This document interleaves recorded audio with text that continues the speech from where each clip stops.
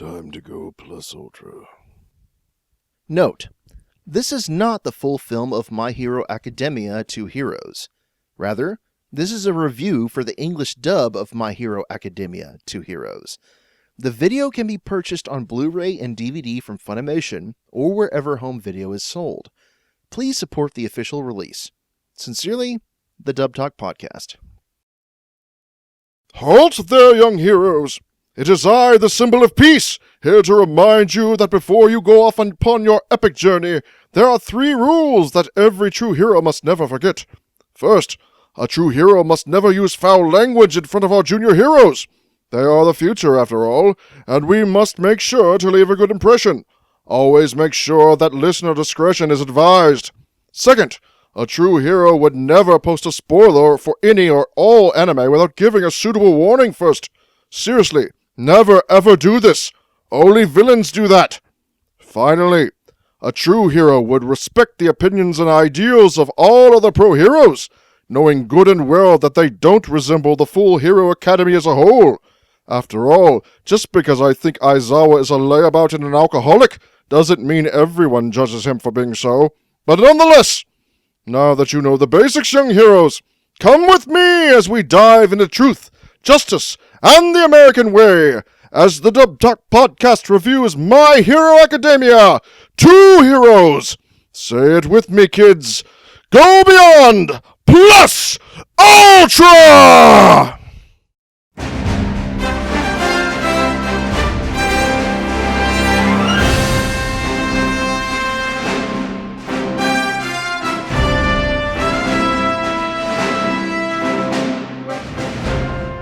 Never fear, boys and girls, because we are here. Hello, boys and girls. Welcome to another episode of Dub Talk, the podcast where an aspiring group of young heroes come together and discuss the greatest and latest in English anime dubs. And you're in for a lucky treat, because this is another episode of Summer at the Movies. Today, I'm joined by my fellow pro heroes, Megan and Lilac, as we discuss the English dub of the 2018 theatrical release, My Hero Academia 2 Heroes. Hell yeah! I love Die Hard. Season finale of Summer at the Movies, boys and girls. Yep. Didn't see this one coming now, did you? No, actually you did, technically because I did. we put this in the trailer. We're not the trailer. Yeah. Whoops. They probably didn't know it was season finale, though. So, Yeah. All right. when does Bruce Willis show up? Oh, he already showed up in Hellsing Ultimate, actually. Do we get to kick Alan? Do we get to kick Alan Rickman out of building? God damn it. Sadly, Alan Rickman has been dead for some time, so Now I'm sad. yeah. Anyways, Is My Hero Academia the 2 Heroes a Christmas movie? Fuck! They never said it wasn't. They never said it wasn't. Oh my God. But anyways, No. They did state, though, that they did state it was their summer vacation, so you can't go with that. Could be in the Southern Hemisphere. Fuck you. Fuck you! Die Hard and My Hero Academia the 2 Heroes is a Christmas movie. Yeah. Change my mind. God Yeah. damn it. if Death Parade could be a sports anime, then whatever. Fuck Everything you. can. Fuck you so hard right now. Fuck you, it's not. It's not. And I only have... Look here. You will not make me say that. I have watched all of Black Clover except for the OVA and the Charmy special in the episode that's out as of the day of this recording. So fuck you, and I'm getting free dinner. Mm-hmm. Anyways, before we get off track, yes, this is the first theatrical release based on the wildly popular series for My Hero Academia. If you have not heard of My Hero Academia, you frankly have been living under a rock, because it is one of the single biggest, most popular franchises of the past few years. And this movie, it's apparently of its strange canonicity, because apparently there are characters that are going to be in the canon, and yet it might not be considered canon. We don't know. In terms of chronological, Schrodinger's this takes canon. place between seasons 2 and 3. Correct. And for a brief plot summary, the climactic finals are over, and UA is getting ready for the summer training camp. Deku and All Might receive an invitation from a certain person to go overseas to a giant artificial moving city called Island. This island, a kind of science Hollywood that gathers the knowledge of scientists from around the world, is holding an exhibition called Expo, showcasing the results of quirk and hero item research. In the midst of all this, Deku meets a quirkless girl named Melissa and remembers his own quirkless past.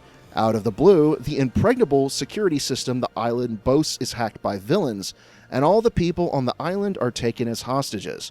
Now, a plan that could shake hero society has been put into motion.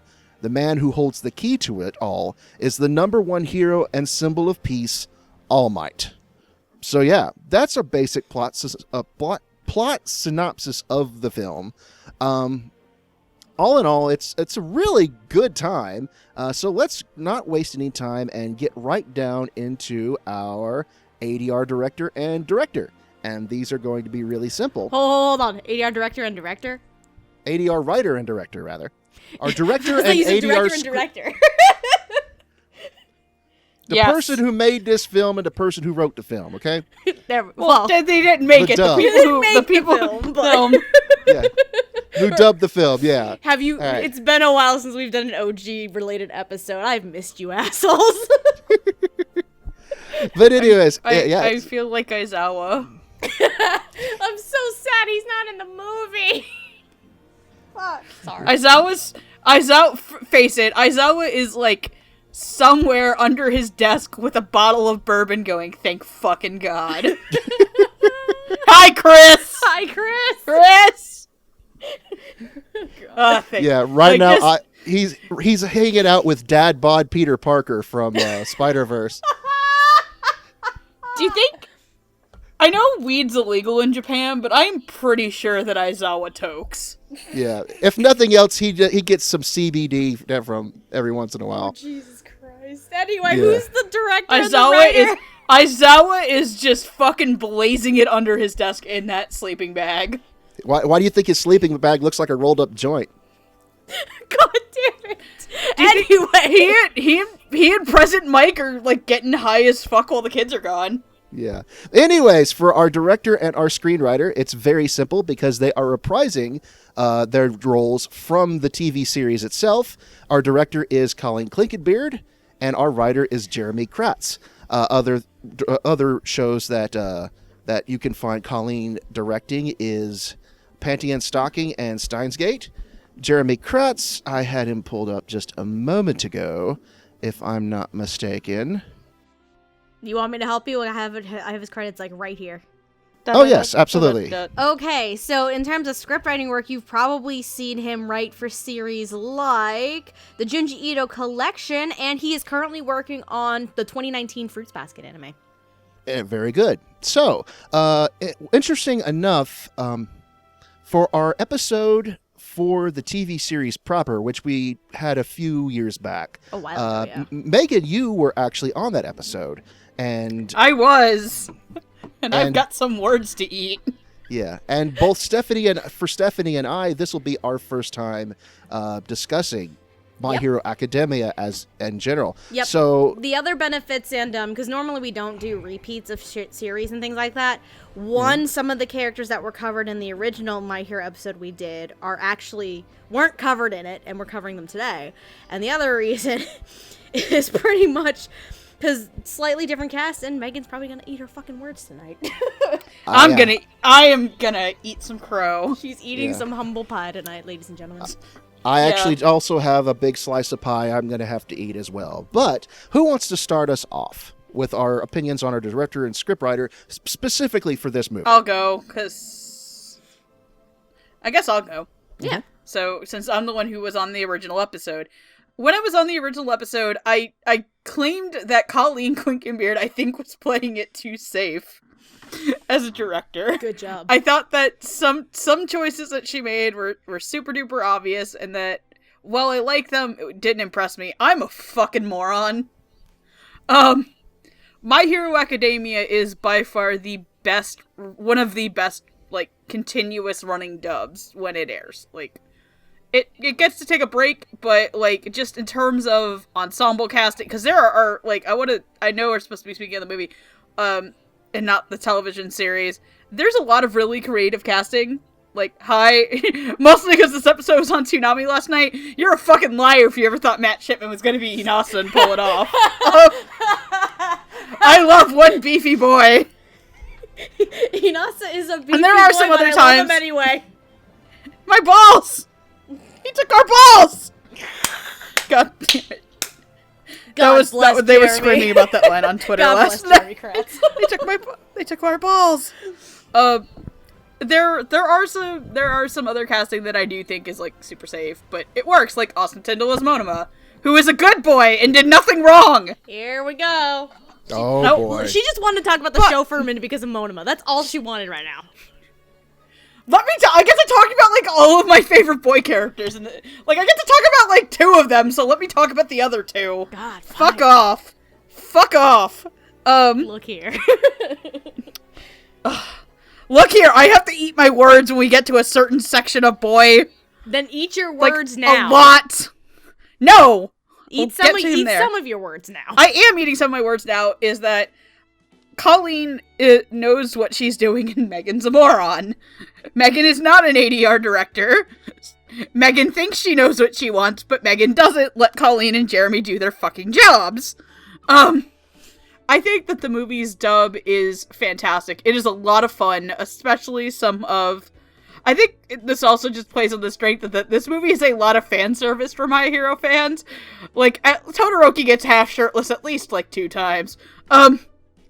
It's a lot of fun. I think that they capture a lot of the energy, and I think that the addition of certain cast members who you normally don't get to get, these actors, because some of them had been in, like, a simuldub as, like, a one-off character or something, but this is, like, a good chance to hear them, like, really sink their teeth into stuff, and that they would later go on to do other simuldubs, whether they be in-house at Funimation or through other means.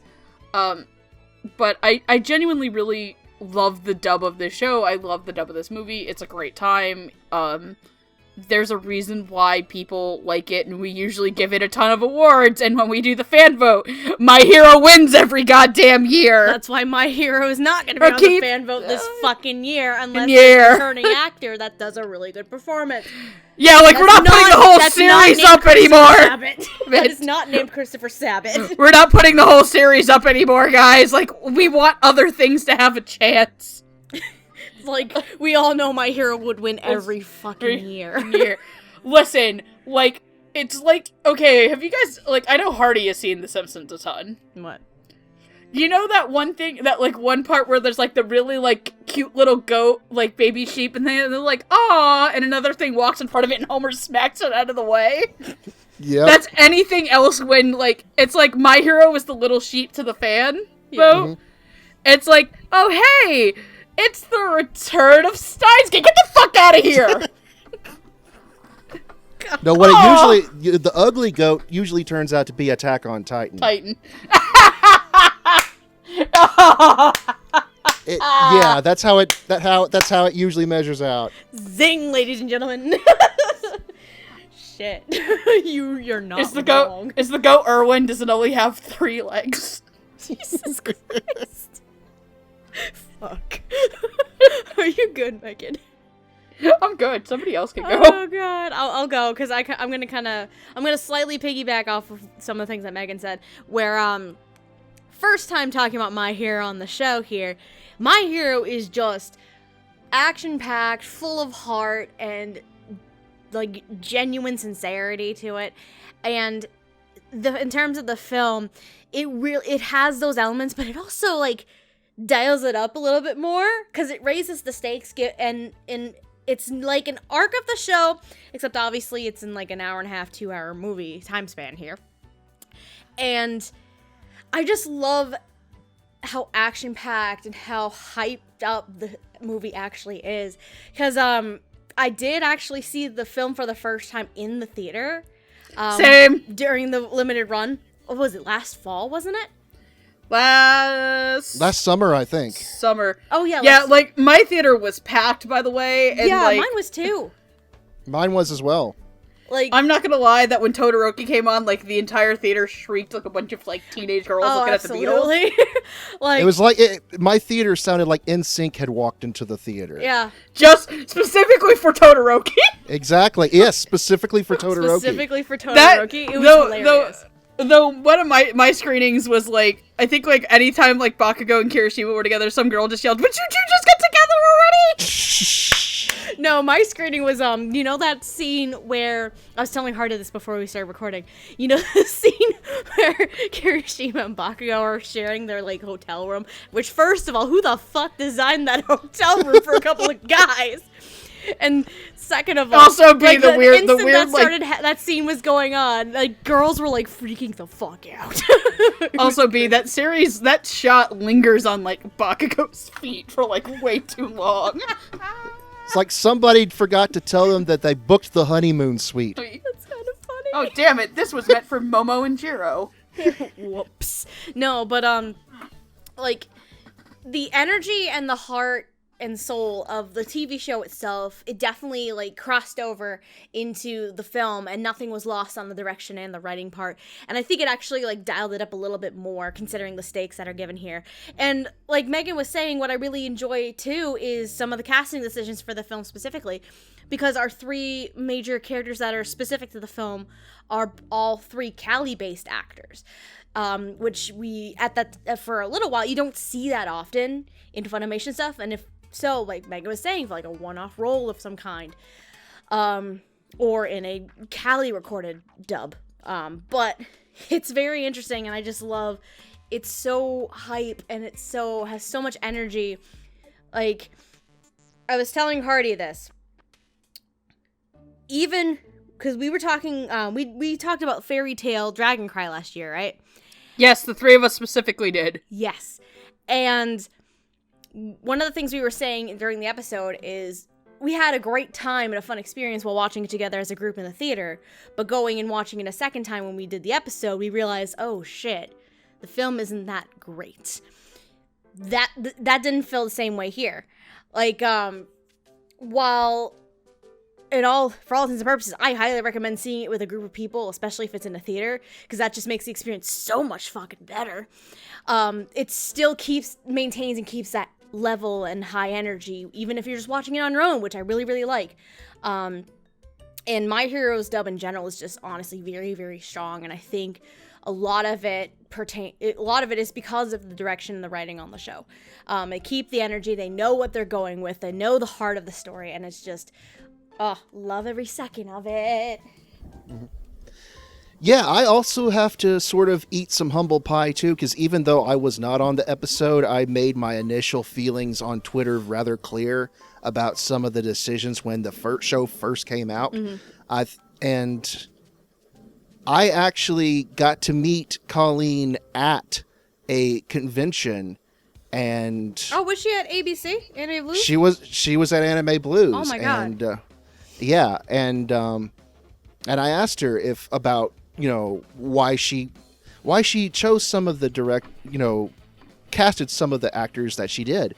And she says, sometimes you just go with it, because a lot of times you don't have time really, because of the simuldubs, you don't have time to do auditions. You don't have time to do all these things. So you have to make you have to make a call. Mm-hmm. And I think my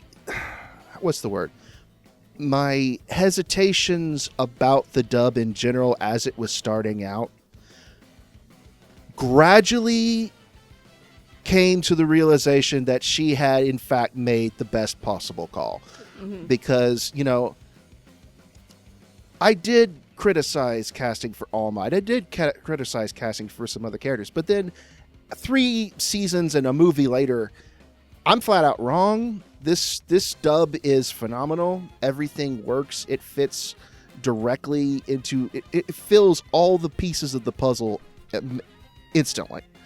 So... I feel like 3 years ago as a collective group, I may not have been as vocal about it as some of the others in the podcast, but like I think collectively as a group there were a lot of hesitations with some parts of the dub in general from a lot of us, and maybe in the community, like, period, honestly. Yeah. I think because the show was just starting out, a lot of people were very, very, very nervous about how things were going to be handled. Right, because My Hero was becoming such a huge thing in Japan and slowly was becoming a huge thing here. That I guess, yeah, you're right. People were getting very nervous about it. Yeah, they had such high expectations. And when they first revealed that season 1 was only going to be 13 episodes, a lot of people got upset. And so they're like, "Oh, the adaptation's gonna suck. They're not gonna do it right." Blah, It blah, does. blah. It's like one of my favorite adapted series, and it's just like one of my favorite anime now. Like it really sticks to the source material and kind of also adds to it in the right places. Right. Like I think we were talking last night while watching Toonami, because side note, we tend to record some of the movies like way in advance. This is the point in the Toonami run where they're doing the licensing exam, and Big Boy showed up last night. Big Boy showed up last My night. boy. No, but like some of the things Love that you, they Lyko. like, there's a couple episodes of filler in that specific arc, but it actually doesn't hinder it. It actually builds on top of it. Like Todoroki's fight. I think what Genie Torado shows up to Yeah. like be smug as fuck. Yeah, that's gonna be. I'm gonna get on that. I'm gonna get on that. Too. Yeah.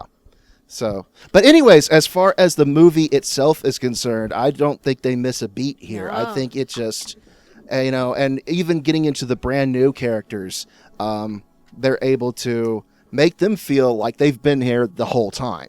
Mm-hmm. And so, yeah, kudos to Colleen and Jeremy for just cranking this thing out, because I think as far as a long-running dub is concerned, I've had issues with long runners such as Dragon Ball and Yu Yu Hakusho and Fairy Tail. I do not have any issues with My Hero Academia, honestly, as far as I can tell you. I think it is the most consistently good long-running dub that they have done. It has not worn out its welcome. At all. No. Yep. And I also really... Oh, sorry, go ahead. No, I think every player that is in there has their purpose to be there, and they are where they need to be. Mm-hmm. Yeah, not to mention, Colleen does actually do a lot with subverting expectation. I know that going into, like, because we're going into season 4 in October, like, obviously, like, we're not gonna, like, I know we're not supposed to talk about the series in general, we kind of are, because it's like, did any of us ever really expect Rico Fajardo to be Tintin? No! Not really. Oh my god, Or like, he is fucking or like, Tintin. Fuck. I didn't realize this. He's naked Tintin. God. He started out as Lucas, then became Tintin, then grew to Mirio. Oh my god. Mirio Naked is fucking Tintin! Mirio's... Naked I didn't make the connection. Fuck. Last night was naked Cammy. It was naked Cammy last night. Please mark Deku down as scared and horny. God, no, not again. But just other casting, like Brandon McGinnis as Sir Night-Eye, Kellen Joff coming in as Overhaul, which these are like, just to like speak to like other things, like I never thought that trying to think of like other things like that I really enjoy that were unexpected casting, like oh fuck, I'm trying to think of like one that isn't a character that we're talking about that I've just come to like. Well, there's Damon plays 2 of the villains in the Campfire arc. That one of them is Damon like, also pops in the movie, by the way. He does. He's Adam everywhere. Gibbs. Gun! Anyway, I really, really like the casting, and I think that Colleen does continue to blow my mind, and I can't wait to see who gets to play Eri. Oh my god, Eri, that sweet summer child. He was in, by the way, the trailer for season 4 dropped today, and she was in it, so. I know! Mm-hmm. My heart! Alright. So, alright, speaking of that cast, let's get right into it. Now, we're not going to cover all of the students of UA, because while they all make an appearance in the movie, not every one of them has Except for Aoyama. Except for Aoyama, he never shows. Aoyama and Tail Guy never show up. They're in the credits. They're in the credits. That's it. They're in the credits, actually. That's it. They like never. They're like not anywhere else. It's just in the credits. Yeah, even Poor popular Soju. characters like Suyu and and Tokoyami. Tokoyami don't even. They have like one line apiece. Yep. And so Revelry in the Dark. the collection of characters either got invited or they were Dragged along. Yes. In the case of 2 of them. Yeah. We start out with our female cast who are on Island during the expo. We have Ochako. I'm doing this completely from memory, believe it or not. Ochaku Uraraka, a.k.a. Uravity, whose quirk is controlling gravity. We have Momo Yayorozu, a.k.a. Creati, whose quirk is to create inanimate objects using the excess fat cells from her skin. And we have Kyokujiro, a.k.a. Headphone Jack. Earphone who Jack. has Earphone Jack, right? Who has long headphone extensions from her ears and can listen in through various walls and other things that she can do that. She can also throw darts with her earlobes. It's really cool. Playing these characters, playing Ochaku, we have Lucy Christian. Playing Momo, we have our director, Colleen Clinkybeard. And playing Jiro, we have Trina Nishimura. Now, what were our opinions of these 3 actresses, both in the series and for this particular movie? I guess I'll start off again because I saw it off last segment. I'll start with Jiro and Momo. I always remember when you always feel kind of weird when the director is character in the show. But Colleen brings Momo, I think, to life for me. I forgot to say this in the last segment. Yeah, like when the simuldub stops being same day, I just start waiting. I can't go watch the Japanese of the show anymore. Me neither. Yep. I can't listen to the subtrack, and it has a lot of Seiyu I like in that show. So, like, this is like a series. Like, I will legitimately like, oh wait, you guys can't dub this for a year? Sure, I'll fucking wait. But that's never gonna happen again. But Colleen really, I think, encapsulates Momo, because here's the thing about Momo. Momo is really fucking rich. She's a rich girl. They bring that up. They actually bring that up in the movie that her dad's a shareholder for Island. Mm-hmm. I also like that Momo just doesn't make this is something from the series. I think I also like that Momo, why can't you just make everything for us? But then I would take away from the economy. Mm-hmm. Momo's very smart. She's a good, smart girl that has some confidence issues. And Colleen really does that without giving her, like, the super Ojo-sama voice. Like, Momo isn't the type of girl who's gonna go, oh, ho, ho, ho, ho. Yeah. And she doesn't give her that voice either. She doesn't sound like Momo walked out of the Orion High School Host Club. The Momo High School Host Club. Mm-hmm.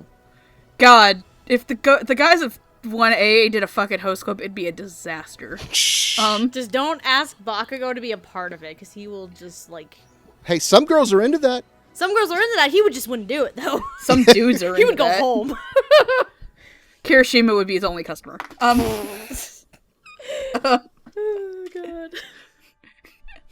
The group collectively ships Bakugiri, I think. You're not wrong. But no, Colleen really does such a good job getting Momo. That Momo was smart, Momo was rich, Momo was also kind of insecure and a teenage girl. Trina does... I think the thing I like about Trina as Jiro is that Jiro sounds very youthful, very sarcastic, and she does sound a lot more tomboyish compared to Momo. I like that they both sound the same. They have a very similar, like, vocal range to me. Mm-hmm. But Momo sounds a lot more girly, as opposed to Trina's Jiro being a little bit more tomboyish. Also, Jiro's the best because she just puts Mineta in his place. Mineta and Kaminari. Kaminari only mildly deserves it compared to Mineta. Well, please don't hurt my son. He does it to himself, though. Shut up. I love him. I know you do. Leave my son alone. My baby boy alone. We'll talk more about him in the next segment. But anyways. Anyway, we'll talk about my special Pikachu in the next segment. Your dirt Pikachu. Special Pikachu boy. And then Lucy as... I fucking love Lucy's Uraraka. I believe I wasn't 100% sold on it at the beginning, and now I feel dumb because Lucy's performance has at points actually driven me to tears. Like... It was a combination of her, actually, and I believe Garrett Storms got me to cry the first time in this series. Like, full-on bawling my eyes out crying. Who the fuck did Garrett Storms play? He plays her dad, jackass! Right. Look here, it's been a while. No, because remember the scene after she fights Bakugo in season 2? Yep. Where she's, like, crying that she couldn't win, so she couldn't get famous faster to make money for them. Yeah. And he's just like, it's okay, you don't have to grow up. Like, I started fucking crying my eyes out to that scene. Yep. Like a baby. It's an emotional scene, yeah. I fucking lost it at, like, 2 a.m. Oh my god. But she's just so sweet and so adorable and yet takes no one's shit. Also her reaction to when she rolls up on Deku and Melissa at the beginning of the movie. Oh my god. What are you doing, Deku? She's also nervous, like, And then the other girls are like, yeah, what are you doing? What are you doing? Because the girls know. And then, like, instantly the girls are like, you're now our friend, you can sit over there. Yeah. It's like, Deku, you can go over there. There. Melissa's our friend now. We Melissa's have one of abducted us. her. Also be the really sweet scene, because you don't know until later on that Melissa's quirkless. Mm-hmm. Where they're in, like, the planetarium, and Ochako, like, lets her fly among the stars! Cute. It's so sweet. She's just so cute, and I love Lucy as Ochako, and she is perfect and the best. So, What do you think, Steph? Oh, sweet lord. Ochako is sweet, pure, and innocent, and too good for this world. she's not innocent. She fucking arm bars people. Okay. She's sweet and pure and too good for this world. Yeah, and she kicks ass. She kicks so much ass. So much ass. Yeah. Like, Ochako as a character in general is very interesting because of those insecurities and her storyline and wanting to grow up too fast.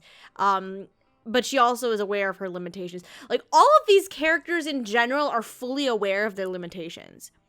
Probably, I can't even say for Bakugo because he learns about his limitations basically too. I can't even like exclude him in this one. Which I think makes all the characters in general very fascinating because they are all multifaceted and they're not just like straight and narrow. Like, not straight and narrow. They're not too what's the right word? They're imperfect. Yes, they're imperfect. They're not these like perfect people. They have like these flaws and their cracks, and it's really interesting for all of these characters. In terms of Lucy, yeah, she's cute, sweet, and adorable, and I love her. She's too precious. Momo and Jiro, I know Megan used the comparison of girly versus tomboy. I kind of would go with a comparison of regal rich girl versus rock star. Yes. That'd be my comparison here, because Megan is right. Colleen and Trina do have a similar tone of voice and a range, but they're able to make, because of the personalities of these two characters, they can make them very distinctive, especially if they're in the same scene together. Like Momo for Colleen, you can tell she's like a prim and proper girl, but she does have those confidence issues like Megan was alluding to. And then with Trina as Jiro, while she does kind of have that tomboy aesthetic to her, she's also this like kind of punk rock kind of girl, and I love Trina as Jiro. It's so much fun, and I doubt we're gonna get to this right now in the anime. I just read the new volume of the manga that came out yesterday. Where they do their little concert? Yes, well, the prep for it anyway. Right. Bakugo plays the drums. Bakugo plays the drums, and Jiro, like the school festival arc here, it kind of becomes a little bit of an extra developmental story for Jiro in a way, because she's not exactly as confident either with like her likes and her hobbies, and it's very, very interesting, and I can't wait for Trina to portray that. But yeah, I love all three of these performances. I actually have a slight disagreement about Lucy from the beginning. I actually really enjoyed her from the beginning, in all honesty. Did I think it was slightly typecast? Sure, just mildly. But I still thought it was absolutely fantastic from day one. But otherwise than that, yeah, I loved all three of the girls. All right. I'm going to start off a little bit different order from you guys. I think I will start off with Jiro first. You want to say Momo last, don't you? You know me too well. We've been friends for long enough. Yes. Momo's his best girl, so. For those who don't know, Momo is Hardy's favorite and his best girl, so he has to save her for last. Right. I'll start off with Jiro first. I love how she has this snark personality to her. Like, out of all... First of all, between the main 6 girls, there is no best girl. They are all equally best girl. You just pick a favorite. You right. Yeah. And if they were in individual other series, they would be the best girl of their particular series. Like, if I had to pick a favorite girl, for me, it'd be Jiro. Yeah. But Jiro's fun to listen to because she does have that attitude. She's not willing to put up with the boys' perviness. She's always ready to shut them down when they act up. And yet she's also got this real, soft side to her where she's not really, she's kind of shy. And she's sort of, not really, she knows the limits of her abilities, but she doesn't really know, how to properly use them perfectly just yet. And so she's got this shy sort of attitude, but at the same time, she can turn it around and toss a quip or an insult right back at you. She was honestly really adorable when they first get to the party, and she's just hiding behind Momo because she never wears formal dresses. And yet she's rocking that leather jacket at the same time. Absolutely, she looks awesome. I'd like to point out that the entire movie that... It's like 80s punk prom for her, and I love it. I'd also like to point out that throughout the entire movie, they run up like 100 some odd flights of stairs, and Ochako does it all in heels. Yeah. Even Melissa had to toss hers. Yep. So. Eat your heart out, bitch, in Jurassic World. Oh my god. Yeah. But anyways, I think Trina has that type of personality to where she can play that really well. And she makes Jiro sound really comfortable. Lucy as Ochako is just a peach. She really is. Sweet Georgia She is peach. like a Georgia peach given human form. We can't even go with cinnamon roll on this one. It's a sweet Georgia peach. Oh my god. Which is ironic considering the other girl is actually named after a peach in Japanese. You but never right. mind. Yeah. She is. You right. Yeah. No, she's just a sweet little ball of cotton candy who can still kick your ass and put you in an armbar if you try to fight her. And Lucy's played these sort of sweet girls a lot, and she knows how to do it. And yeah, she sounds really good. Okay. Now for the real reason why he's here, ladies and gentlemen. Ladies and gentlemen, let me take out this plate of humble pie. Oh no! Oh, that's right! Wait, what? That's right! Now I remember I forgot things! this was a thing! Even before the anime was announced, Momo has always been my favorite character. Because she is, how do you say, she is the most, what's the word? She is basically the stereotype of the spoiled rich girl completely flipped on its axis. Yes. That's actually very true. Yeah, she has, she could have so easily been the snooty, bratty, Ojo Saba, type. And she's not. She's sweet. She's a big sister, she's definitely the mom of the main 6. Oh, absolutely. She's the mom-o, if you want to get into it. Mamo, yes. And so, when I looked at this character, and they were announced the anime, and they announced that they were going to do a simuldub, at first I thought, please, please, please don't typecast her as Colleen Clinkenbeard. Because I did not want to hear Riza Hawkeye or Urza Scarlet again as Momo. And of course, when it came out, it is of course Colleen Clinkenbeard. And at first I was kind of resentful. I have been completely turned around. I have changed my mind entirely. Yay! Colleen plays Momo to the best of her ability, and it works. And I cannot imagine any other voice coming out of her now. She is Momo Yaoyorozu for me. And, Yay! yeah, so... And especially in this movie, she gets to speak a little bit more and be sort of a commanding role among the girls specifically. Yeah, because she does have that little bit of insecurity about, like, taking on a commanding presence and, like she's very smart. She is extremely smart. In fact, in her filler episode during the license exam, she outsmarted another character whose entire quirk was being smart. Yep. Via drinking tea. Drinking tea. And so, yeah. No, I liked how she sort of, she was hesitant to get into things, but when things got hairy, she sort of took the commanding role and said, hey, you do this and you do this, I'll hold back, and fire things from the cannon and pull flares out my boobs and stuff like that. Flares out of my boobs. God damn it. Well, she did. You're not wrong. She did. She did. Yeah. The way you described it. Look here, everyone knows that girls' bras are just other purses that we pull shit out of. You right. We stuff everything in there. Yeah, as opposed to an actual purse, which is a portable dumpster, but... It's true. It's also true. I can't be mad. It's also true. But yeah, we need to get going. But yeah, I have completely turned my opinion back around on Colleen Klinkenbeard. I think she's great. Yay. Yay.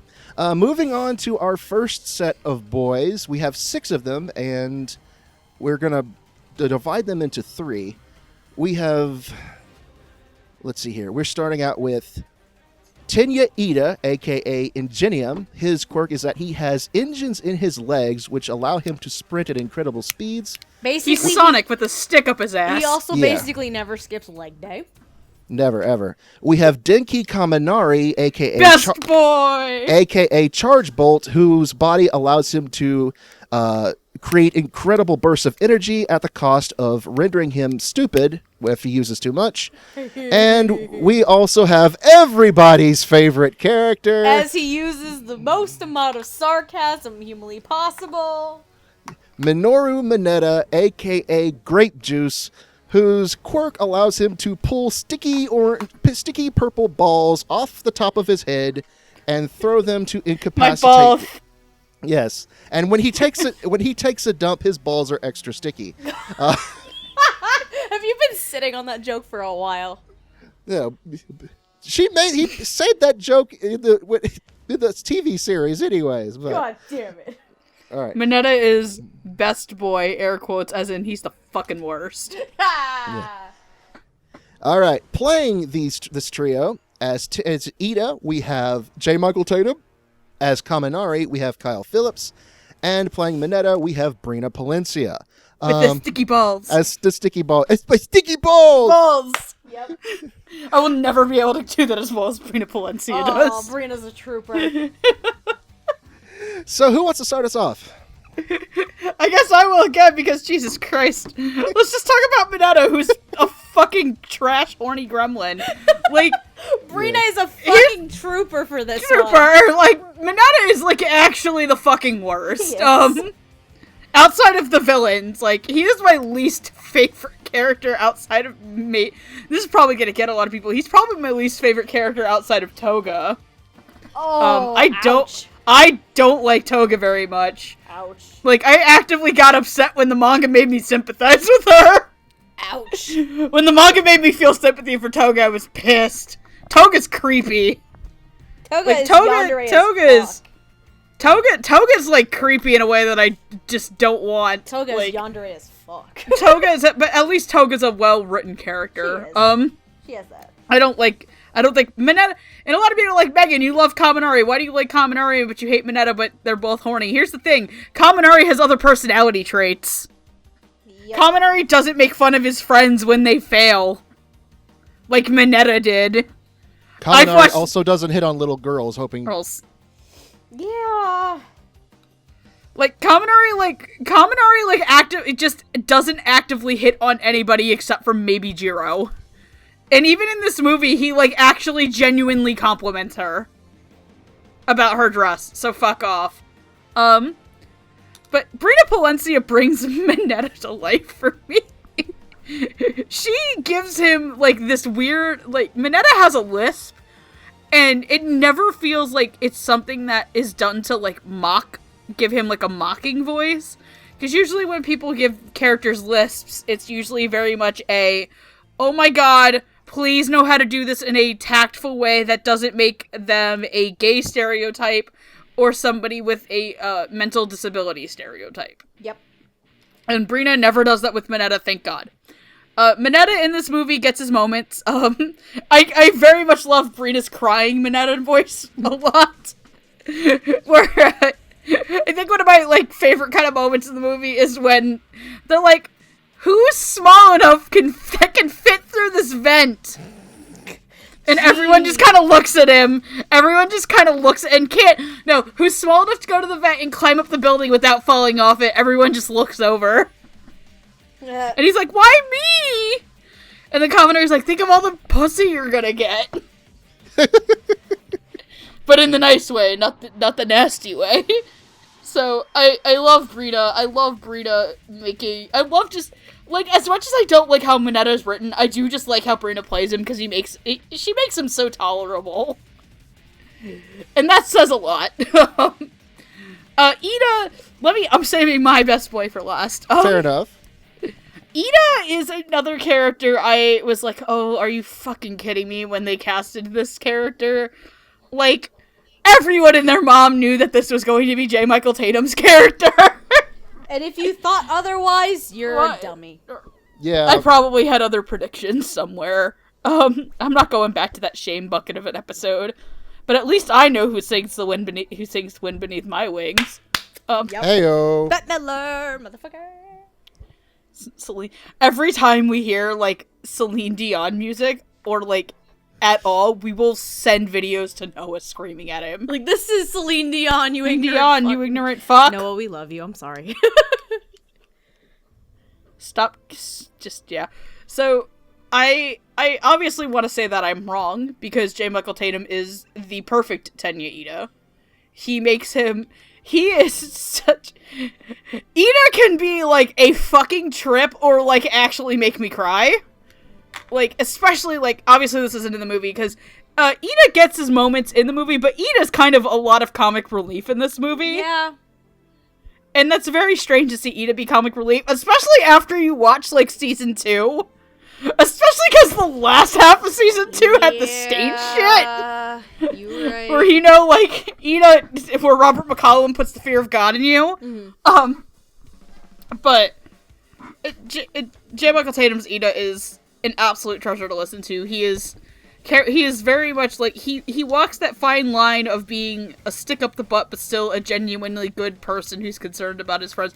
And I love Kyle as Kaminari! Like, going into this dub, Kyle Phillips is probably one of the members on the cast I was least familiar with. I literally knew Kyle from Assassination Classroom. That's it. You're right. That was the only show I knew him from. You're right, actually. He was Art Kid. He was the Art Kid who gets his episode kind of cut. Because I remember reading the manga for Assassination Classroom and I was super pissed that character didn't get his moment. I'm also super pissed they never did the part where Kristen McGuire trains attack dolphins. But anyway, he is so delightfully, like, he's cute and boyish and derpy and adorable, and I love Kaminari. He's such a sweet baby, and Kyle does such justice to his voice, and he's so much fun to listen to hear him bounce off Brina Palencia's performance as Mineta, or Kirishima's actor, or Bakugo's actor, because he's very much, like, the least gruff of, like, the two, especially compared to Kirishima and Bakugo, he's the least gruff of them. Mm-hmm. And he's very much, like, the balance. It's like, hey guys, the Baku trio? Yeah, he's like the Shaggy of the Baku trio. Yes. He's like the Shaggy of the Baku trio, like Zoinks, Bakugo. God, yes. Kirishima Scooby. Oh my god. And Bakugo is just a really angry Fred. Or Bakugo is just really angry Daphne. What? God damn Bakugo is angry Daphne! Okay. Fuck. Okay. Are you good? I'm good. No, Are you Megan, sure? are you good? Oh yeah, I'm good. I'm just gonna let you sit on angry Daphne. Fuck you. Oh boy. Brina What will Palencia you is do a for a goddamn Bakugo trooper snack? voicing Mineta, because Mineta is the fucking worst. And, I do have to agree, because not only does she have to play the small little perverted little goober, but adding the lisp and all these little mannerisms that Mineta has, there's a lot to Mineta as a character, even though he's probably right now one of the most irredeemable pieces of shit ever. That isn't a villain. Huh? That isn't a villain. That isn't a villain. But, yeah, and at the same time, you just love to hate Mineta. And, Brina does give him some fun energy, to his voice, and definitely makes him as a standout, as a character in general. Granted, the character, again, is terrible. But, it makes it, the vocal performance makes it endearing enough, and makes him moderately tolerable. It doesn't make his actions tolerable, it just makes him tolerable. As for Ida is, the best way I can describe Tatum as Ida is a kind of caricature of sorts. Because Ida is, like, straight and narrow, and, like, he has the stupid gag now where he's just, like, arms flailing, like, straight, like, what the fuck, like, he's like, a robot. Ida in this movie is very much comic relief as opposed to the show. He is very much comic relief, and I find it very, very enjoyable here. Tatum takes on the leader role very well, the leader and the rules kind of guy, which makes a lot of sense considering Ida's character. And one of his things in the movie itself is like, the second this gets too far, this is dangerous, we're done. Like, I ain't about that life, I am about that game. Like, Ida's there getting flashbacks to Stain. pretty much. And then, because a similar situation comes up in season 3 when they're going to rescue Bakugo, as well, where he's just like, no. Him and Momo, they're just like, no. The second this goes overboard, you are not going anywhere. Like, it's very interesting. He's a very straight and narrow kind of character, and almost like a caricature of sorts. And, as a by the rules, by the book kind of guy, Tatum plays that fantastically. As for Kaminari is very chill, very calm and matter of fact. He's not sarcastic and blunt like Jiro might be, but he's kind of just like, hey man, what are you talking about? Like, da-da-da-da-da. Kyle is very chill, and I appreciate that. It is a fun balance with a lot of these characters. Like, he has a fun dynamic with Brina, he has a great dynamic with Trina as Jiro. In the show, like Megan was saying, he's part of this trio with him, Kirishima and Bakugo. They're like their own little friend group, and it's actually kind of interesting. But Kyle brings a lot of fun, like a relaxed vibe to him, because there are some characters that can be very, very tense in their performances. So it's fun to have a different kind of balance to that. Also, Derp Kaminari is fantastic. Just like I love the noise. I just love the noises that Kyle does. It's great. For him. Yeah. Like, if anything, this role in general put Kyle Phillips on everybody's radar in general, honestly. But yeah, Kaminari is very chill, and it's a great balance to some of the more, like, sticklers and the gruff and it sticks in the mud, and, like, it's a nice balance. The cast in general is a very nice balance of voices, and it just makes it very diverse. I'm done. You can go. All right. So, has anyone ever had the idea of taking Kaminari's derp face and putting it on Saitama's pet face? No, because Or I'm not a graphic Or vice versa? I need to do that after we're done here. Fuck! Oh no! I'd also like to point out one thing that I really like about Kyle Phillips is that, like, he's just genuinely, like, interacts with all the Kaminari cosplayers. My favorite one is, like, when a group of, like, them T-posed him. Oh my god! And he just T-posed back at him or something. That's great. We have created a monster. What on earth have we done? Hardy is going to create something very, very monstrous. Hardy, I need you to say nice things about Kyle for reasons. Oh, here we go. Yeah. I'll say nice things about Kyle, all right. No, I genuinely will. No, I think one of the reasons why a lot of people are okay with Kaminari being a little bit pervy as opposed to Minetta's perviness is that Kaminari is more of a look but don't touch sort of role. Yes. Whereas Minetta just he wants to get gropey. Yeah. He wants it all. Like, yeah, Kaminari wants to look at the pretty girls, but he doesn't want to get all handsy with them like Minetta does. As far as the performances go, Brina as Minetta is hilarious.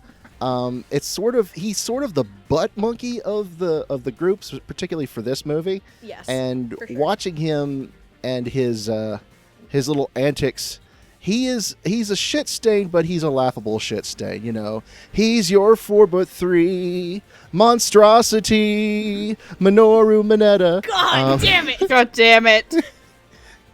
I can't But sing yeah. Hakuna Matata ever again. Fuck. Thanks.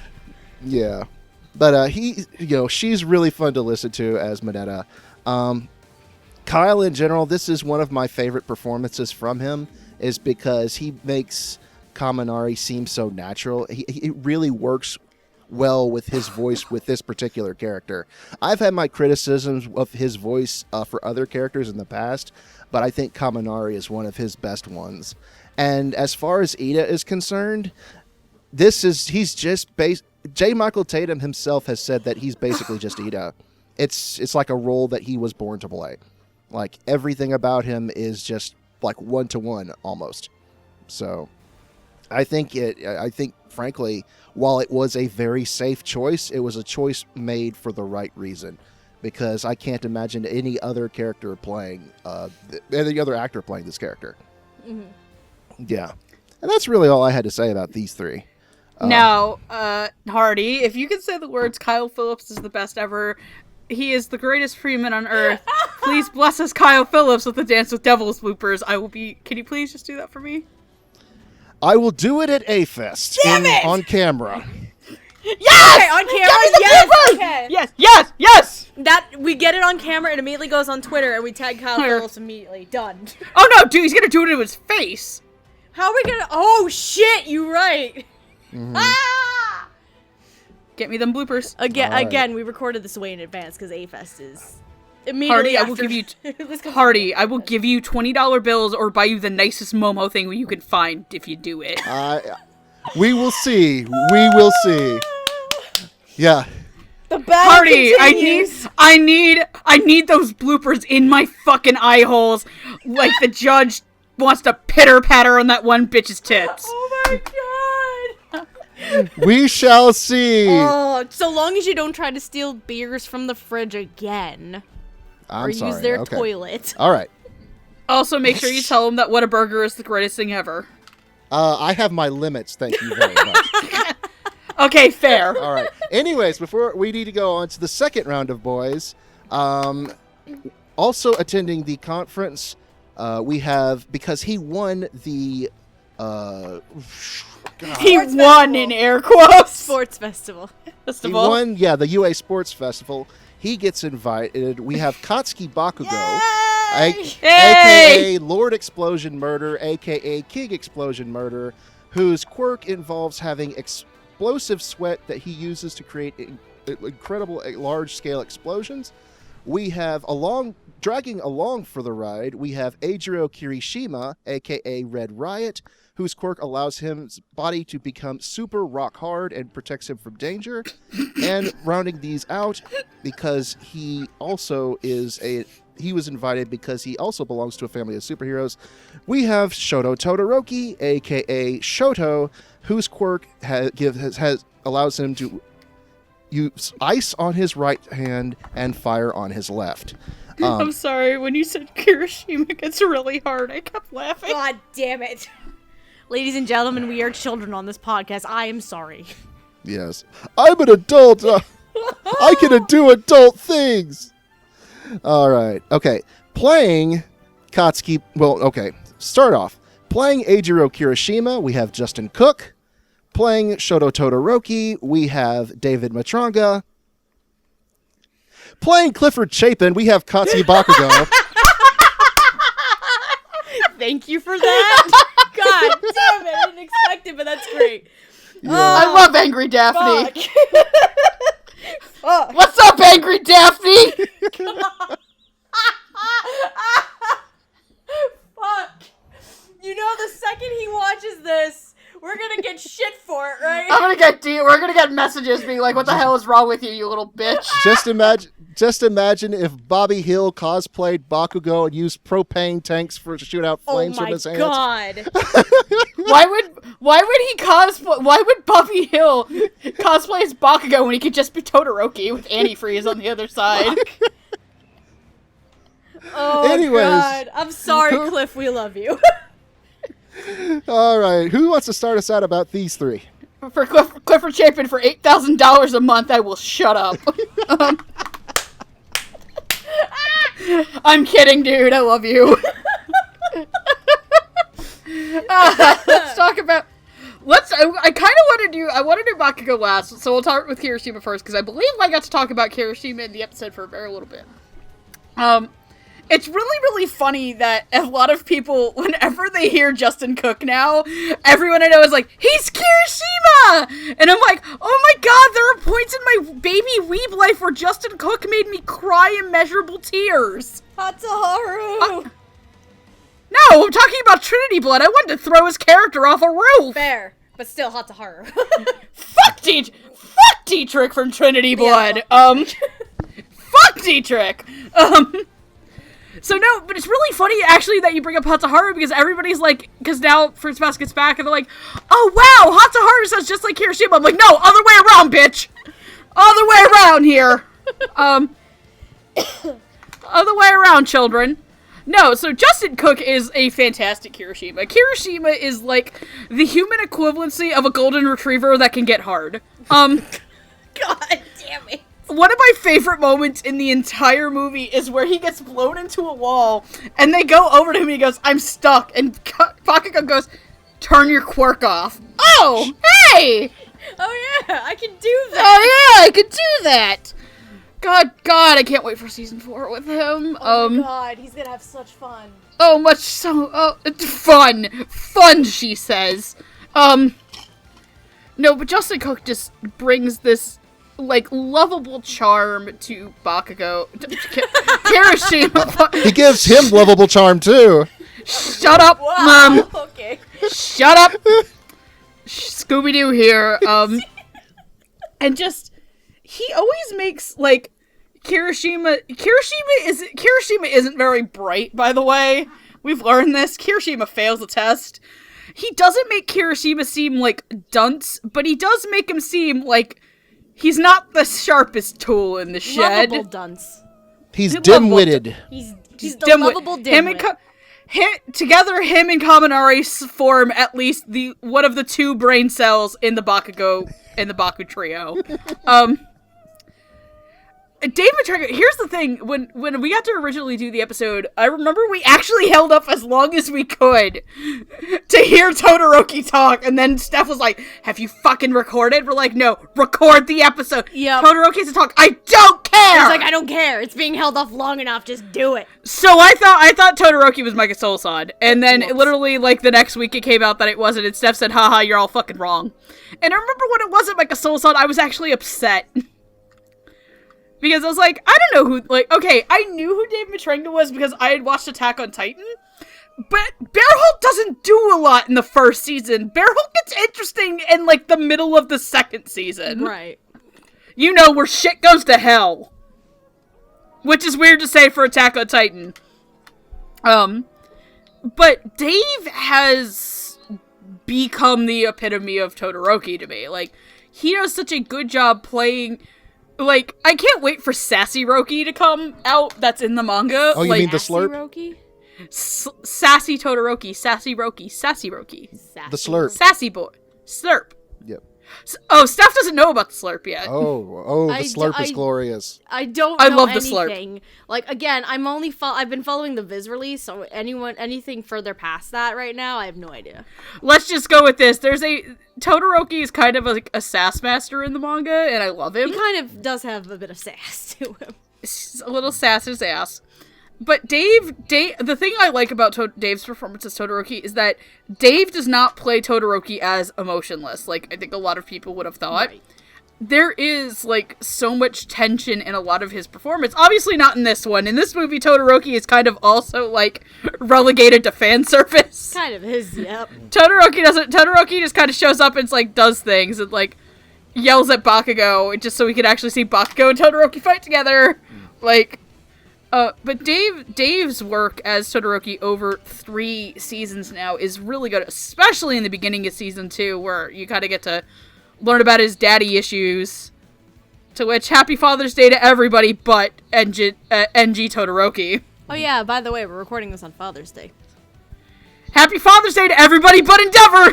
Whoops. Fuck you! So, I genuinely like it. I'm very happy that Micah wasn't Todoroki, because Micah's also a fantastic bestchiedist. So, thank you for proving me wrong, Dave, and for also having become one of an actor that I genuinely like to listen to in a lot of other shows. And as of, like, a month from this recording, I will have gotten to meet him, so, for the first time, so yay. And then, oh god, this is where I really need to eat some humble pie. Oh. Dun dun dun. Daddy-o. If you remember the original episode, I hated Todoroki. I hated Bakugo?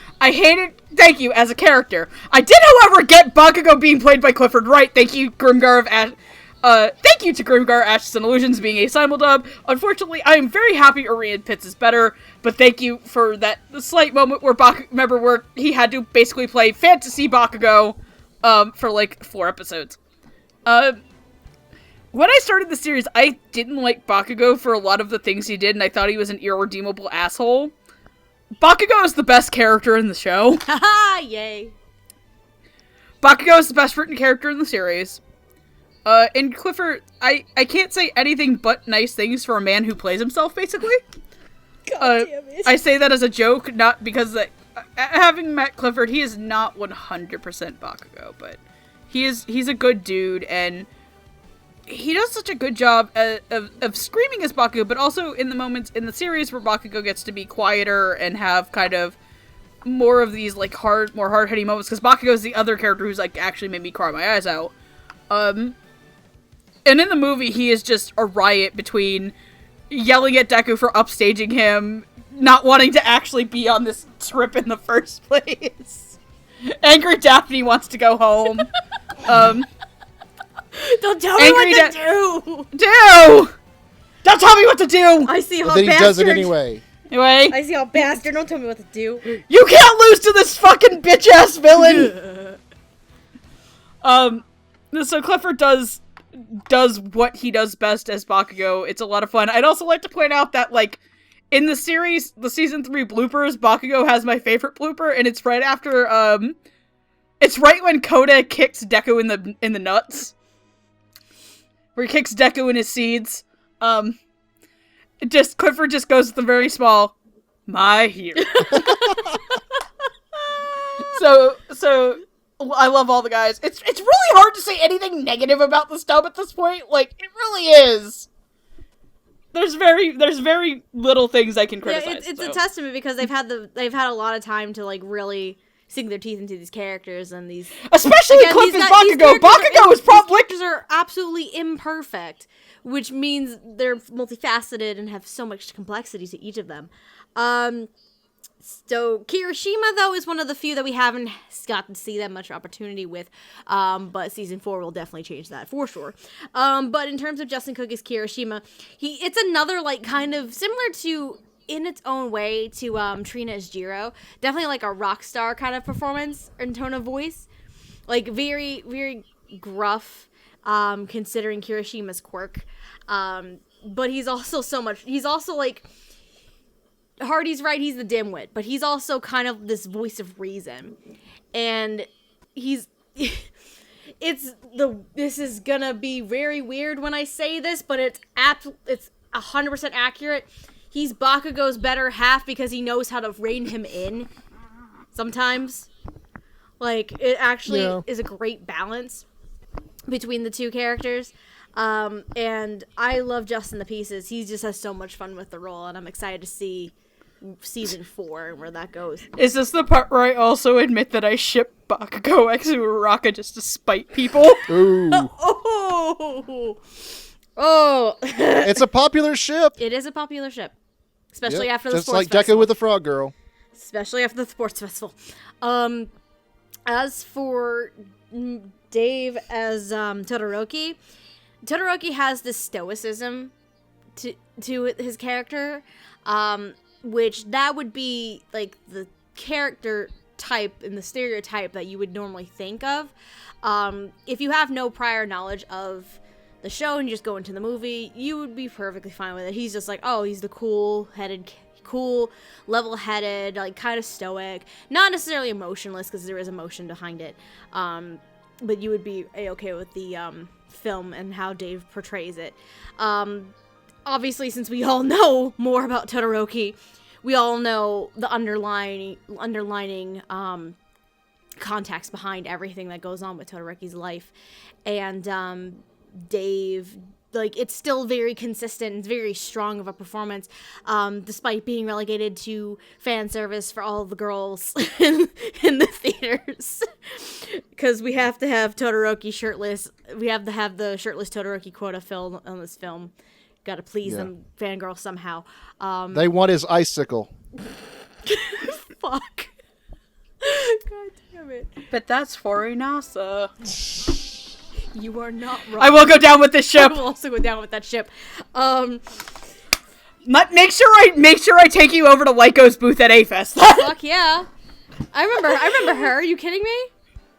By the way, if you wonder who it is, her name is Lysina Reen on Twitter. She's a very sweet girl who did a lot of commissions for us last year. She's also a big fat Inasa Todoroki Oh, shipper. absolutely she is, and she's adorable. She is the god of that ship in my mind. Anyway, but yeah, Dave definitely has, while the character on the surface level has this stoicism and almost like very, very cold presence to him, you can still sense that warmth and, in the point of this film anyway, there's definitely that warmth to that voice as well, showing that this character is growing and changing considering the events prior to this. Hello, my name is Stephanie. I'd like to welcome you to my TED Talk about Katsuki Bakugo. Oh boy. and why he is the best boy of the show. I will go down for this child. God damn it. Sorry. For those who don't know, because I didn't get to talk about my hero one time before, Bakugo's my favorite. Like, I will go down for this ship. I will go down for this character. Cause Bakugo is an angry little shitlord edgelord, but he's also doing his best. He's doing his best very, very much. In terms of the movie and in terms of Cliff's performance here, it's standard fare, sure. Cause everybody loves angry, raging Bakugo and like die. But there are these little moments too where he does kind of quiets down a little bit too. I brought it up earlier, the scene where he and Kirishima are talking to each other about the formal reception, and in their really weird honeymoon suite, and he's just like kind of more casual, still maintaining this gruff tone of voice, and I fell in love with the performance from day one of the franchise, like no ifs, ands, or buts. But with Bakugo as a character in general, he's very, very much one of the more complex characters of the show in its entirety, for many reasons that I'm not gonna really get into right now, because we're trying to talk about the film anyway.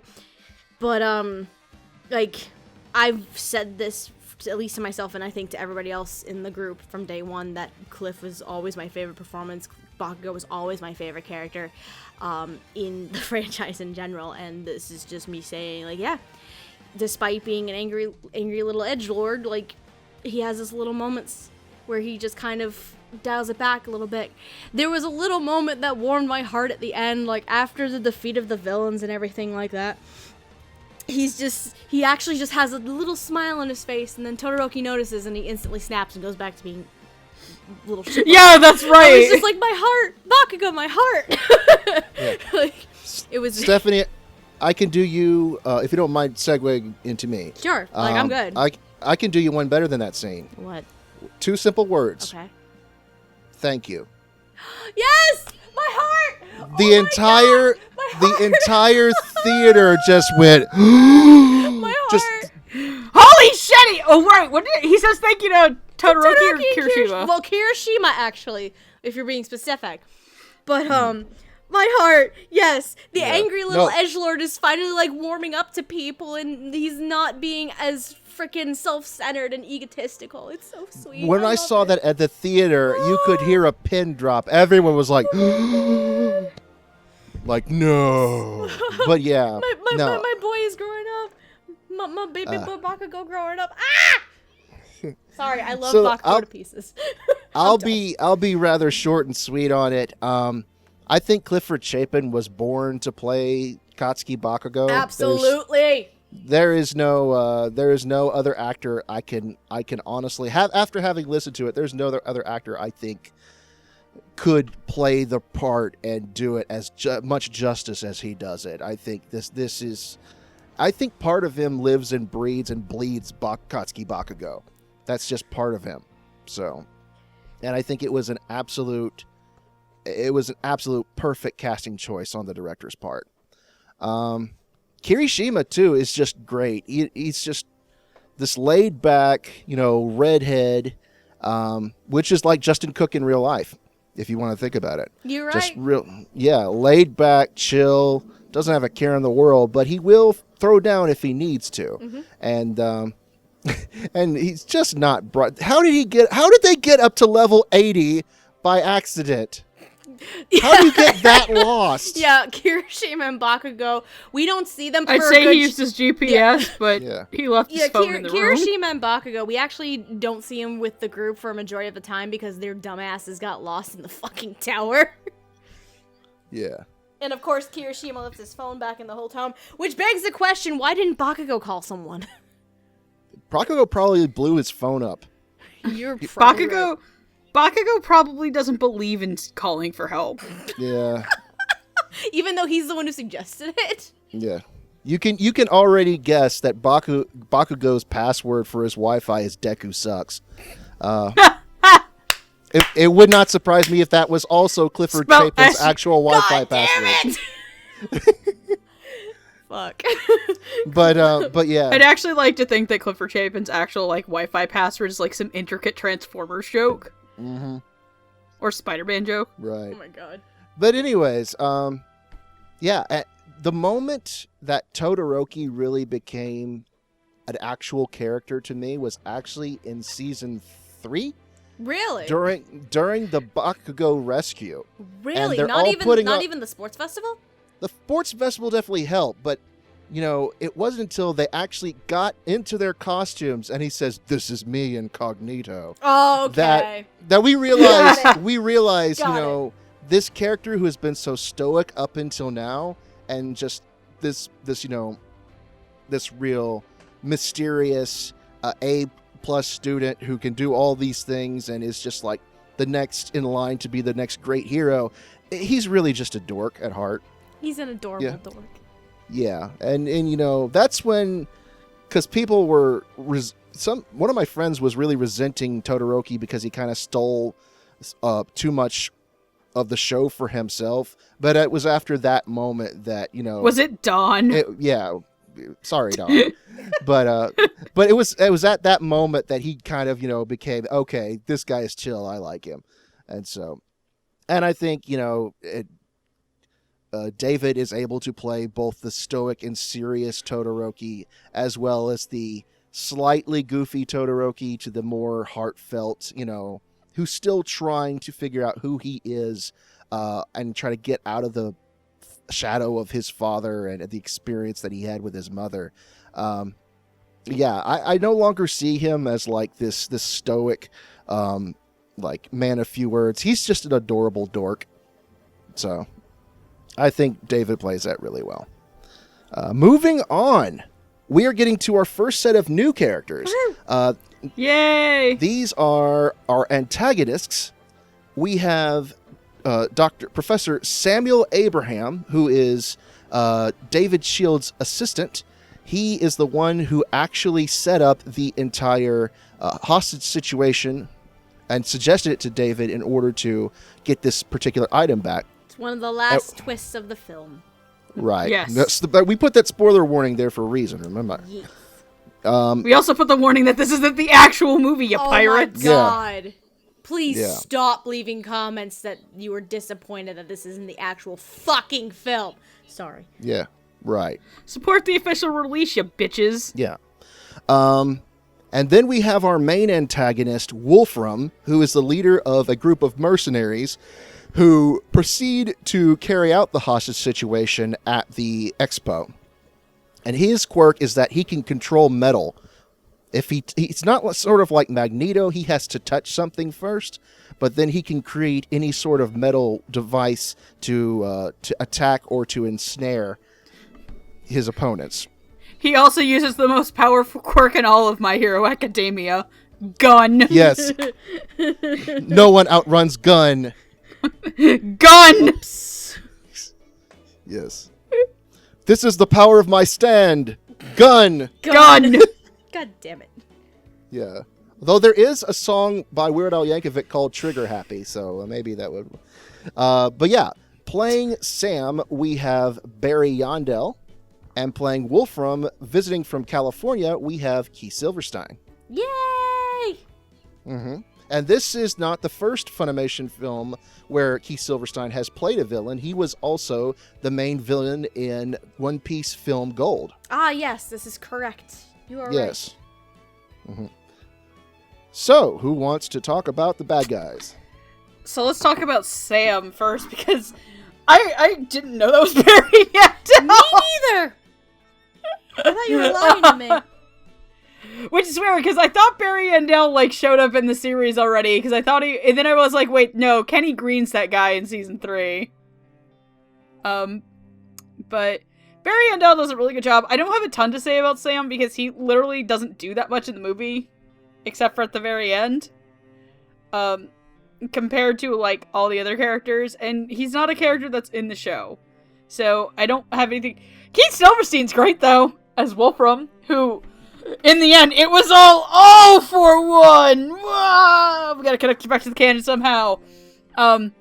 He was great as just, it's the reason you put Keith Silverstein in things, unless you want him to, drip sex off his voice. And then there's Johann Liebert. Yeah, or he's also my favorite piece of shit in Boongo. One of my favorite pieces of shit in Boongo. Which, when we record another episode of our podcast that is not related to this, it's going to be really funny to talk about that. I know exactly what you're talking about. You know exactly what I'm talking about, too. I don't want to... Just, Steph, because you It's can gonna cut it be out. awkward as all hell. Oh! Fuck! Especially because in the show, one show, that character with that name is really sexy and I'd like to go on a date with him. The one in the other show, it needs to go to jail.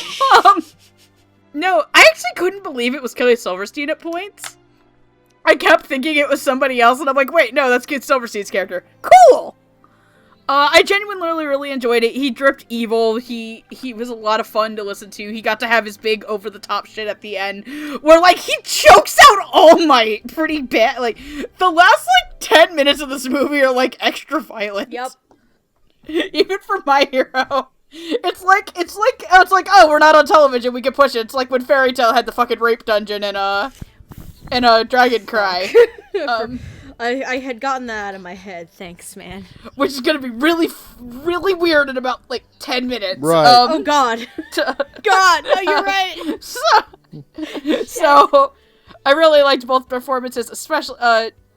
Though I do wish that Sam did more in the movie, so I could give Barry Yandel a more fair shake. So. Yeah, Barry Yandel didn't get to do much. Also, that did not sound like fucking Barry Yandel. I am used to Zaruba and whatever the fuck else he does with that. His character in FMA, what's his name? Yogi Yogi or something? Yogi. The Little Red Demon and Soul Eater. That thing was literally just called the Demon. Yeah. He was a Popko. He was a Popko. I'm used to that voice. I'm not used to this voice. Which is a very nice and fun change. And again, Sam doesn't really get to do much or contribute to the story that much, honestly. Aside from being a twist villain, slightly. One of, like, 3 twists in the span of, like, 5 fucking minutes. Like, what? What? But, hello, my name is Stephanie. Welcome to my TED Talk. I'm here to talk about Keith Silverstein. Oh, boy. Look here. I love Keith Silverstein. He's definitely one of my favorite voice actors ever. Especially because I'm obsessed with Monster, and Johann Liebert is just like, fuck. Anyway. But Johann Liebert Wolfram is not. For sure. Keith Silverstein just has, like, so much cunning and slimy evil to him, and it's just, you can tell he had so much fun with this. Like, Wolfram was a character that you really loved to hate, similar to Mineta. You love to hate this character, and it helps having this character with, like, such irredeemable qualities and motivation, and you just want to, like, see the ever-loving shit kicked out of him. Which plays to the strengths of the franchise in general. Like, while these characters can be somewhat relatable and they're fun to get to know, the performances for these characters are just fantastic, and like, just so fantastic that you just hate them so much, and you want them to just, as Bakugan would say, die. Mm-hmm. Die. And for sure, Keith had so much fun with Wolfram, and it's a great villain character. I would say he's my 3rd favorite villain of the entire franchise. Oh, wow. Probably. With Robert McCollum as Stannis first, John Swayze as One for All being second. Mm-hmm. So he's pretty up there. Shigaraki can sit in a corner and kick rocks. Shigaraki's also an irredeemable piece of shit, and I do like Eric Vale's portrayal of it, but Shigaraki's also a piece of shit. But yeah, like, this, I definitely enjoyed Keith Silverstein's performance as Wolfram. It's just so deliciously evil, and I want to just, like, kick him in the fucking face. That's how good it is. Yeah. Let's talk about Barry Yandella, Sam, for a minute, because I know he doesn't technically do much, but I think he unexpectedly has the most impact in the terms of the story. He kind of does, in a way. Because he is the one who made the first suggestion to David to stage the hostage situation in the first place. Right. Just to convince David to get his machine out, only to betray David by hiring actual mercenaries instead of actors, just so that he could get all the fame and fortune for himself. David has his reasons for doing it. Sam is just being a greedy piece of ass. And then Wolfram comes around and is just like, yeah, fuck you, this is mine now. Yeah. It's instant karma, because you have Sam being the betrayer, and I've mentioned this on the podcast before. One of the most evil actions a villain can do is to betray someone they've trusted. Mm-hmm. And yeah, all things considered, Sam is technically the main villain of the film, because if it wasn't for him, David would have never had the idea of even staging the hostage situation in the first place. You're right. And so watching Barry's performance go from this soft, ill-mannered, middle-aged man, and then turn around and go, hey, it was your fault. It should have been about me. You made them take away my machine. You didn't fight to get the research. We could have been famous. We could have made a lot of money. All this fun stuff. Yeah. Yeah. And just watching him go into this breakdown mode. He doesn't do much, but he works. He works what he has to offer. Absolutely. And so, yeah, I think Barry did a really good job. And you're right, I didn't recognize him at first either until I read the credits. Yeah. So, let's talk about Keith Silverstein for a minute. This man is born to play villains. Oh my god. He was, yeah. because he's not only has he Johann Liebert, The he's best also villain. he's also Hisoka from Hunter x Hunter, which you mentioned. You know, Keith Silverstein is only best at doing villains and dripping sex. That's something Hisoka does both at the same time. Yep. Multitasking, ladies and gentlemen. Okay, no, there's also another thing that Keith Silverstein does really well, and that's Shakespeare from Fate Apocrypha. All right. And he's Lupin every now and then, too. At least he's been in once. But yeah, Wolfram is just a delightful villain. He's scummy. He's sleazy. And this is the type of role that Keith Silverstein is born to play. And he just hams it up. I know you two don't really watch the One Piece movies all the time, but if you do go watch One Piece Film Gold when you get a chance, I think I either own Film Gold or Film Z. I can't remember. Yeah, no, But I own Film one of Z. Film Z, you get angry Jeremy Schwartz, which is also fun. Oh, I have yeah, I have Film Z. I don't have Gold. Yeah. That's what I have. Yeah, Gold, he basically plays, just this flamboyant flamingo of a villain. I've seen the clips. It's just fucking glorious, and I want to see it bad.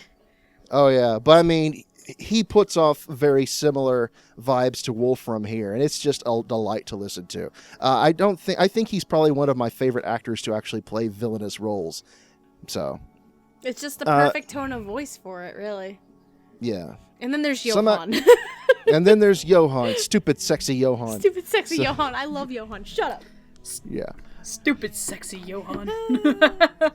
All right. So moving on from our antagonists to our new set of characters, we have David and Melissa Shield. David is a professor at Island, one of their head technicians. He is responsible for a large amount of the patents to where most of their equipment is and new pieces of machinery are made. So he's kind of a big deal. He's won a Nobel Quirk Prize, if that's a thing. God bless this fucking series. God bless, yes. He's also All Might's current best friend and former partner when All Might was still when All Might had pupils. Yeah, when All Might was actually looked rather human. And was in an back when exchange program in America. And he was just getting, his feet wet in the superhero business.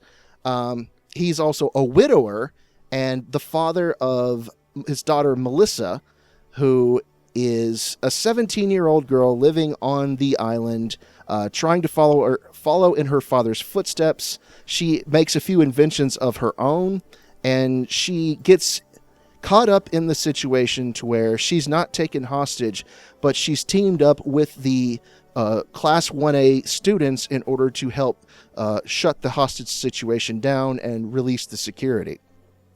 Here's the thing, though. David has a quirk, but it does not allow him to be a hero, and we don't know exactly what it does. Melissa is born quirkless. So she actually has a lot in common to how Deku was at the very beginning of the series. And so, playing these two characters as David... We're going back to fairy tale. Fuck. Yeah. Playing these two characters, as David Shield, we have Ray Chase, and as his daughter Melissa Shield, we have Erica Mendes. If this duo sounds familiar, it's because they also were in the dub for Fairy Tale Dragon Cry earlier. Oh, that's right. I forgot Erica Mendes was in that too. Yep. I just remembered Ray Chase's fucking slave dungeon for Fairy Tale Dragon Cry. And the fact that we can't fucking recognize Ray Chase to save our lives. I forgot what his character's name is in that.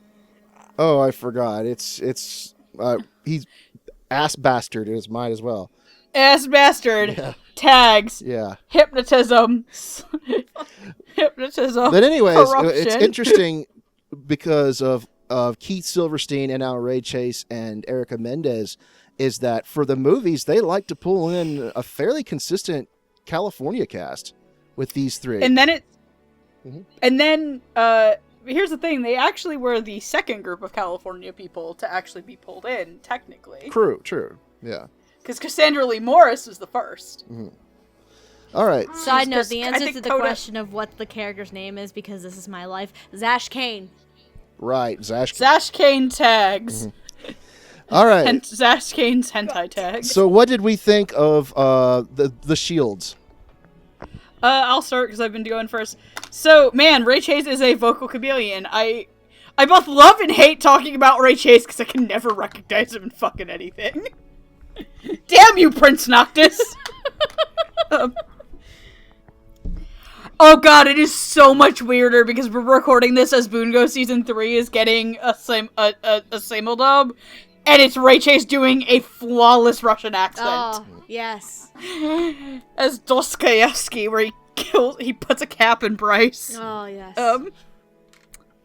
I just remember Hardy getting on the Discord. Man, Dostoevsky is not a good person. My favorite line for that episode is, "I have no use for such pebbles." Oh, yes, yes. just like, oh He's man, gonna have so I much can't. fun this season. He's gonna have so much fun when they actually record Dead Apple. Oh my god, yes. Please record Dead Apple. Do it. Please record Dead Apple because I want to host that so bad. Please, I'll be with you. Shush. So Ray Chase does a really good dad voice. I don't think I've ever remembered Ray Chase playing someone's dad because I haven't watched Be the Beginning. But yeah, he plays himself and his dad in Be the Beginning. Oh shit, I didn't know He's- that. I forgot that was a thing. He's like Fry from Futurama. He's his own granddad. Yep.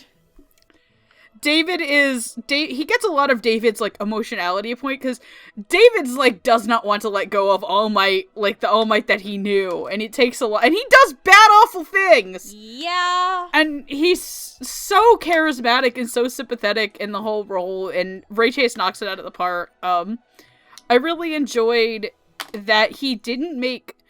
I like that I could completely believe that both he and All Might were around the same age. Even though All Might, we'll get to All Might, we get there, like, I could easily see David, like, interacting with, like, Aizawa and believing that they're around the same age as each other. Absolutely. So good job on Ray Chase.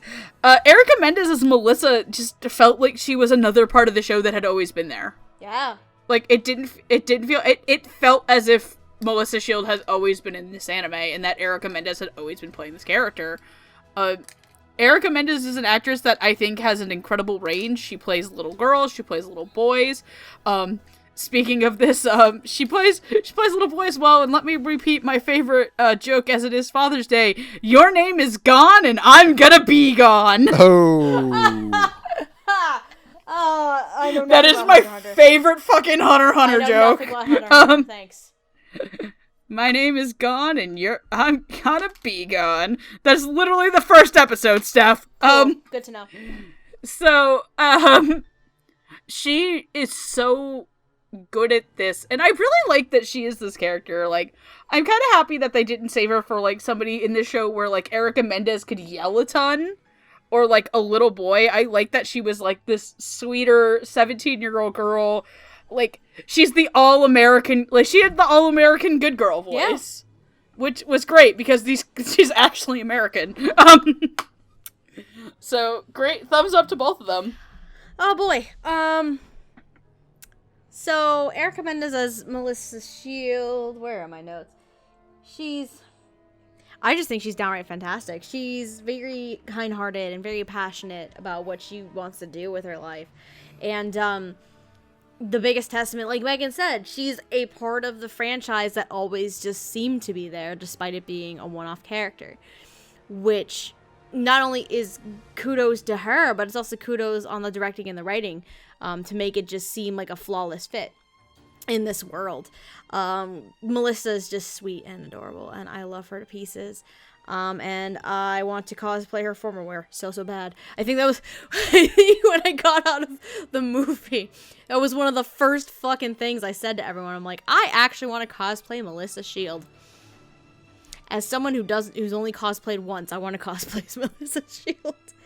But yeah, like, Erica is just this fun, kind-hearted, down-to-earth, very, very inspired, and has this, like, wide-eyed curiosity about her. The scene where she's first introduced and she's just like looking over Deku and all of his, like, equipment, and then, like, his scars, his hand. She's like, It's like, she's so curious, and she's really adorable. Ray chases David Shield. Oh, God, Ray Chase, you beautiful, glorious bastard. Oh, God, when are we ever going to recognize you? Probably never. Never. Probably never. You're going to surprise us all the damn time. David, his portrayal of David is, I really, really love it. It's very grounded in reality, and it's also, you can also sense, like, watching it the second time, I noticed this a bit more, compared to the first time, especially since knowing what happens in the film. There's a sense of exhaustion behind the voice, which for, like, early on, something you wouldn't catch on, but considering the twist in the third act where he's just trying to get his research back because he wants to save his friend, and you can just tell that exhaustion is there. He's tired of, like, seeing his friend just kind of wither away in a sense. He wants to see the symbol of peace still going strong, and it's I love that take. Excuse me. I love the take in the portrayal of David Shield with that sense of exhaustion and that sense of urgency and slight desperation. And he's very good at keeping his ulterior motives hidden throughout the course of the film. That you, again, when you're watching it for the first time, you obviously wouldn't be able to tell that David Shield was involved in this whole thing the entire time. You would not be able to tell until the third act of it. So I think for all intents and purposes and for all the parts of this in the film here, I think Ray Chase is a phenomenal job as David Shield, and I'm very just sad that we don't get to see the Shields that often, like, ever again. Probably very depressed. Well, I think Horikoshi has made some statements that the movie might actually be canon, so we might actually see the Shields pop up later in the manga. I hope so, only because, like, Melissa and Deku as, like, this team similar to All Might and David Shield, that'd be fantastic. Except for David's in jail now. No, David's in a hospital bed right now.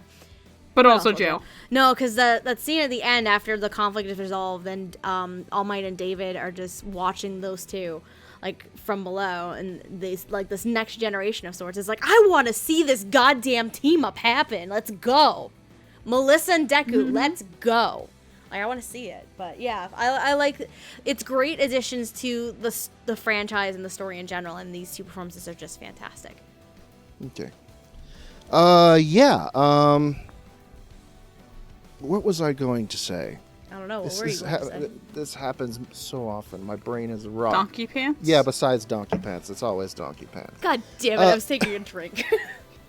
Yeah. Yeah, no, I think that both of them do great, and I definitely picked up on Ray Chase, how he plays the character with this sort of, you said exhaustion, but also like he's apprehensive, he's worried. Yeah. He's really, really concerned, and yet at the same time, he wants to do the best that he can for his daughter, and doesn't want her to get involved in any of this. And so when the jig is up and the villain is revealed, and you can tell he sort of has this breakdown. He's like, he's doing bad things for an honorable reason. Right. And you just watch as his face contorts. He's like, I didn't want you to get involved in this. I'm doing this just for All Might. And I don't care what happens to me afterwards, if I go to jail or what. Yeah. I'm doing this to save my friend. And the confrontation between him and his daughter is very heartbreaking. And then you have Erica Mendes, which is an actress who has such an incredible range that I can usually tell her out whenever. She's the kind of actress I can usually tell it's her. Mm-hmm. But I can always tell that she's doing something different. And there's a difference between that and when someone does some voice acting black magic and you can't recognize them. Barry Ondell. Barry Ondell. Yeah, there you go. But But yeah, no, I always appreciate Erica coming in and doing a completely different role from what she's been typecast as. Because she can play the really girly girls and also the tomboys and also the little boys and all that you need. And it's always fascinating seeing her jump from one type of a role to another. And I think I agree. I definitely would like to see more of Melissa appear in the franchise later on. So I hope this isn't the end. So. Me too. All right. With that having been said, let's... Oh boy, here we come. Here comes the pie eating contest. Oh yes. Let's get directly to the titular two heroes themselves. We have our main protagonist, Izuku Midoriya, aka Deku, and we also have our main mentor. We have Toshinori Yagi, aka All Might, the symbol of peace. Both of these share a quirk called One for All that grants them incredible strength and speed. However, for All Might's case, because of a serious injury, he is gradually losing his abilities and is only able to keep his muscular form up for a few hours a day. As far as Deku is concerned, he is not able to fully control his powers yet and ends up horribly maiming and breaking himself every time he tries to use it. I can break my legs! Deku learned to break his legs this time. My legs now! Yes, yeah. Deku tries leg break. It's super effective. So anyways, playing the two heroes. My favorite fucking comic is when Deku's like, oh my god, I have legs, I can break these! Playing Deku, we have Justin Briner. Playing All Might, we have Christopher R. Sabat. Oh boy, already passed the fork. Here's the fork. Go ahead, munch down. Have your pie. Here you go. Let's eat some pie. When Christopher Sabat was announced to play All Might, I was sad that it wasn't David Wald. I wanted David Wald to be All Might so fucking bad. Because I had just watched Garo. And Happy Father's Day to Herman Louise. the most sexy dad of all time. The DILF of all Again, DILFs. side note, even though this is released in August, we recorded this on Father's Day. Father's Day. Happy Father's Day to everybody but you, Endeavor! I was so upset and I was disappointed and I couldn't get into Chris Sabat's performance as All Might and I thought it wasn't very good. Megan, last name redacted... Queen Era 2 shit poster with hard anime opinions on the internet. Am wrong. Christopher R. Sabat is a perfect All Might. He is, bar none, the gold standard for this type of character being dubbed. He does the big cartoony superhero voice. He does the small Might. He does the yell. He does the smashy smash. Smashy smash. Smash. I love that. Just, it's hard to, it's like, it is we are lucky enough to witness Christopher Sabat play All Might. The amount of love and care he brings into playing this character is bar none, and it comes across as a dub viewer that he loves Toshinori Yagi. He loves this character. And across 3 seasons in a movie, there's a reason we put him up last year for the fan vote, even though I actually tried to push for Clifford. There's a reason you all voted for him as the best returning performance. Like, what else is there to say? He is as close to me, as close as Jameson Price as Iskandar as perfection. Because I have openly stated that, like, one of my outright, I think, like, the most perfect 2 performances in an anime dub of all time were Lucian Dodge and, Jameson Price as, Waver and Ryder, respectively. And this gets very close to that. And Justin Briner, man, like, I fucking called it and y'all owe me. Yeah. I called it when he was Mika in Seraph that this kid was going to be the next big thing in, like, dub voice acting. And he's great as Deku. I have never had an issue with Justin Brenner being Deku. He does the screaming, he does the yelling, he does the heartfelt stuff. Like, it is such a treat to watch the two of them work as these characters. And that fucking double Detroit smash. Yes. Oh, yeah. The most hype thing you could ever watch in theaters. Yes. The whole theater just, like, a bunch of, like Donkey Kong, Diddy Kong, and K. Rool seeing Banjo. Like, it's so... Yeah. It's so perfect. So good. Delish. So delicious. I don't Oh, know if I God. mentioned this. I mentioned this in the chat, I needed a cigarette after watching that. but on the special features for the DVD, they actually recorded both Chris and Justin doing the double Detroit smash in the booth. Oh if you my wanna check that god! out. Yes. Nice. Yes. Anyway, I'm done. Go ahead. Oh, sweet lord. I'm gonna start with Deku too, cause Justin makes him so adorable. Deku is just a mix of things. He's endearing, he's sincere, he's genuine, he is adorable, he is sweet, he is kind, he's heroic. Deku is a lot of fucking qualities.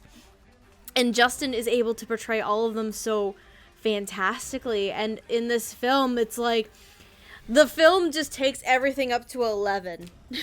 like the stakes are raised, the characters are just like dialed up without being like overdone and too corny. And Justin gets the great opportunity to just really get to expand a little bit on Deku, and he gets to go all out thanks to Melissa's little gauntlet that she made and she decided to give him. And it's one of the rare instances where he not only gets to go all out and not break himself, but he also gets... Oh, thank God, Deku gets to walk out of this with both arms still working. Holy I know. shit. But we also get the glory that is probably the one time we'll see Deku and All Might just fight together. And it's, just wonderful. It was like Batman and Robin for the first time. I know, right? It's great. But yeah, Justin encapsulates a lot of Deku's personality and his insecurities. And it's, from day one, it's been a fantastic performance and a fantastic ride for Justin. And then we have Sabbath as All Might here. And I think when the show first started, I was hesitant, but I was willing to give it a try. Like, I know everybody else was kind of just like, I is disappointed. Why is this a thing? But I'm just like, I'm not gonna count him out just yet. I'm gonna give it a try. And like, I went in with low expectations for his portrayal of All Might. But like, he blew it out of the fucking water. Like,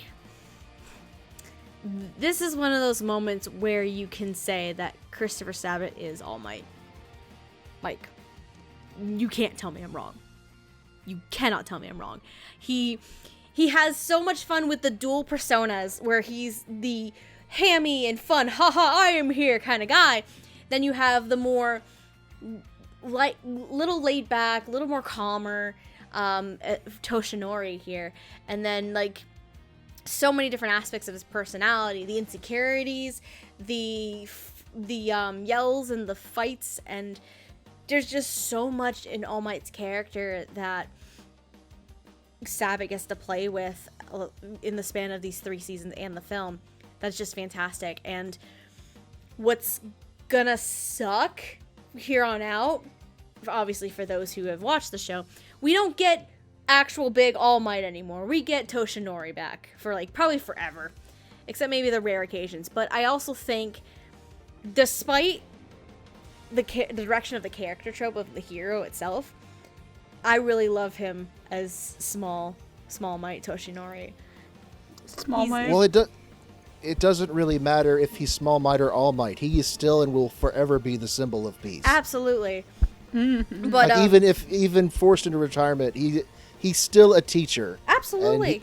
Yeah. He's still a teacher, but I think as Toshinori, as Small Might here, he gets to have a lot more complexity and a lot more depth to the character that he gets to like sink his teeth into, compared to when he's big muscular All Might, because that's just the persona that he puts on. So I think as Toshinori, he actually gets a little bit more to sink his teeth into. That's why I love that side of the character more than I do All Might, actually. But yeah, like, you cannot convince me that anyone aside from Chris or Sabat can be All Might. You cannot convince me. Like, I cried like a bitch during the fight against All For One. I cried like a fucking bitch, and I will admit it. Sorry. But yeah, both of these performances are fantastic. Like, I can't see this happening any other way, in all honesty. Both in the series and the film is just, probably the one time we'll get to see All Might and Deku fight together. God! Why? All Might, why? my tears. Yeah. Okay. Time for me to come clean. Uh-oh. Yeah, Megan pretty much called it when it came to Justin Briner. I'll admit that. Yeah, bitch! Because when Seraph of the End first came out, I think it was probably because we had only heard his little boy voice in the first few episodes. Yep. And we hadn't actually heard more from him as actual Mikaela. Yep. I was very judgmental of him. I did not know. You were kind of harsh. I was kind of harsh, right. Mainly it's probably because his voice, he wasn't using his real grown-up voice. Absolutely. And so I was kind of hesitant to accept Justin Briner for the first little bit. And when he got cast as Deku, I'm like, okay, we'll see what he can do. And from day one, he has been knocking it out of the park. He encapsulates that character so well. Just when Deku is happy, when Deku is sad, when he's angry. I think one of the best scenes in the film is when the guy tries to hurt Melissa. He just plows him into the stairs with one punch. Get the fuck out of here, bitch! Yeah. He's like, not in my house. Except for Deku would never say fuck. Yeah. He slapped that man like Dikembe Mutombo. No, no, no! Not in my house! You go away now. The only people I know who are going to get that reference are Crimson and Jamal. Yeah, and the people from Right Stuff's social media. But yeah, no, I think Justin Briner is fantastic as Deku, and when I did meet Colleen at ABC, I just had to congratulate her for casting him as it, because he is that character, definitely. I'll admit, the reason I was so apprehensive about Christopher Sabat playing All Might at first was because I was afraid he was falling into a pattern. When Dimension W was first announced, I'm like, hey, I want to hear someone new play the main character. I was really hoping for Marcus Stimmick, actually. Because you are just dead set on Marcus Stimmick having a lead role, because he is awesome, though. Still am, actually. Oh, I know. I still make predictions. It turned out to be Chris Sabat, and I was upset. Then they get the rights to Ghost in the Shell Arise. And I'm like, I really hope, if nothing else, they can bring back Richard Epcar to play his role as Bato and not cast him as Sabat. They cast him as Sabat, and I was upset. And then My Hero Academia gets announced. I took a look at All Might. I'm like, I would like to see someone like Patrick Seitz or Chris Rager or someone else who has one of those big, deep, booming voices play this character, and I hope that they don't just go with the safe choice and just give it to Sabat. They gave it to Sabat, and at first I was upset.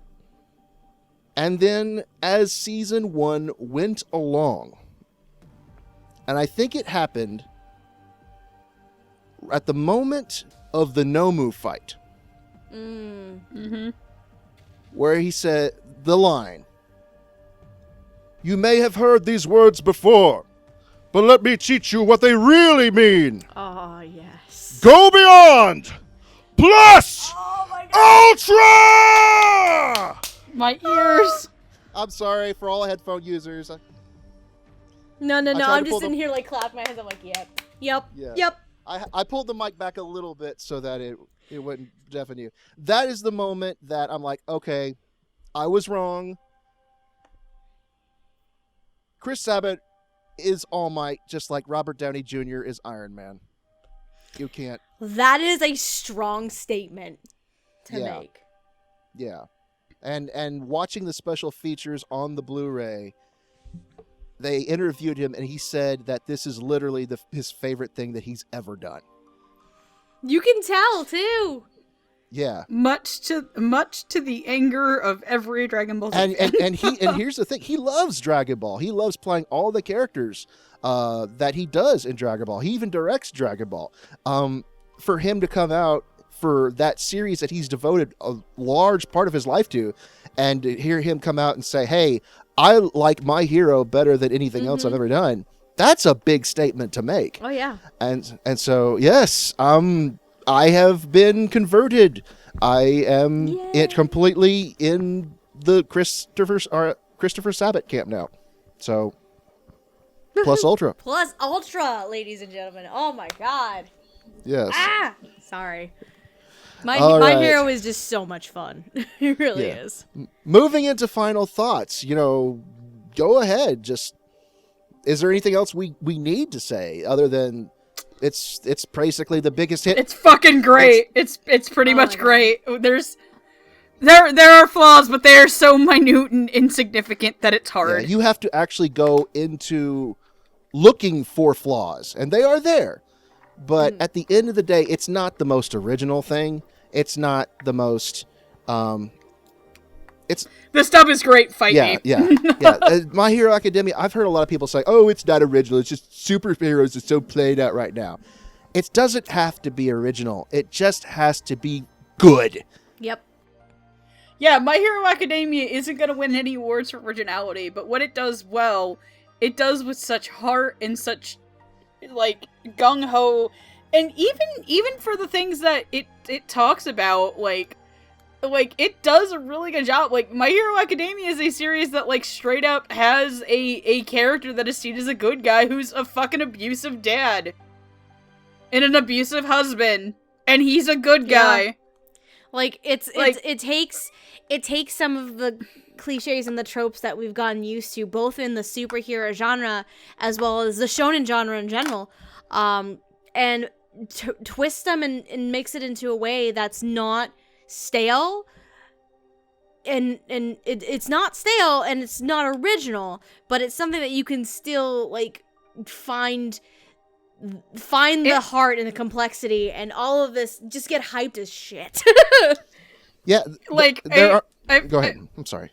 I've had the discussion with, like, other people. It's like, yeah, no, like, My Hero is one of my favorite anime because it reminds me of why I got into this genre, like, medium. Absolutely. Yeah. Like, it's why I got into anime. It's as much like fun, goofy, dumb shit as it is heartfelt, no holding back punches about being a good person and being the best person you can be and to go beyond your limits.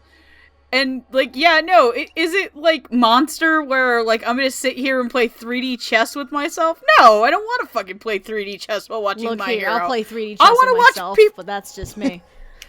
I'm not saying, like, I love series like that. Like, I fucking love Aka 13, and that literally is, like, I like stuff like that. I like a lot of darker stuff. Like, I like dumb, edgy bullshit like Tokyo Ghoul, and like Seraph of the End, which is also not doing anything. Like, Seraph of the End isn't the most original thing in the world, but goddamn is it having fun. Mm-hmm. Yeah, I think it doesn't have to be. It has original aspects when it needs to. Yeah. Like it. Look at Momo, for instance. They could have very, very easily turned her into the snotty rich girl Ojo-sama, and they didn't. They turned her into a sweetheart. A lot of the characters, they could have gone straight stereotypical typical tropes and stuff, but they gave them more complexity.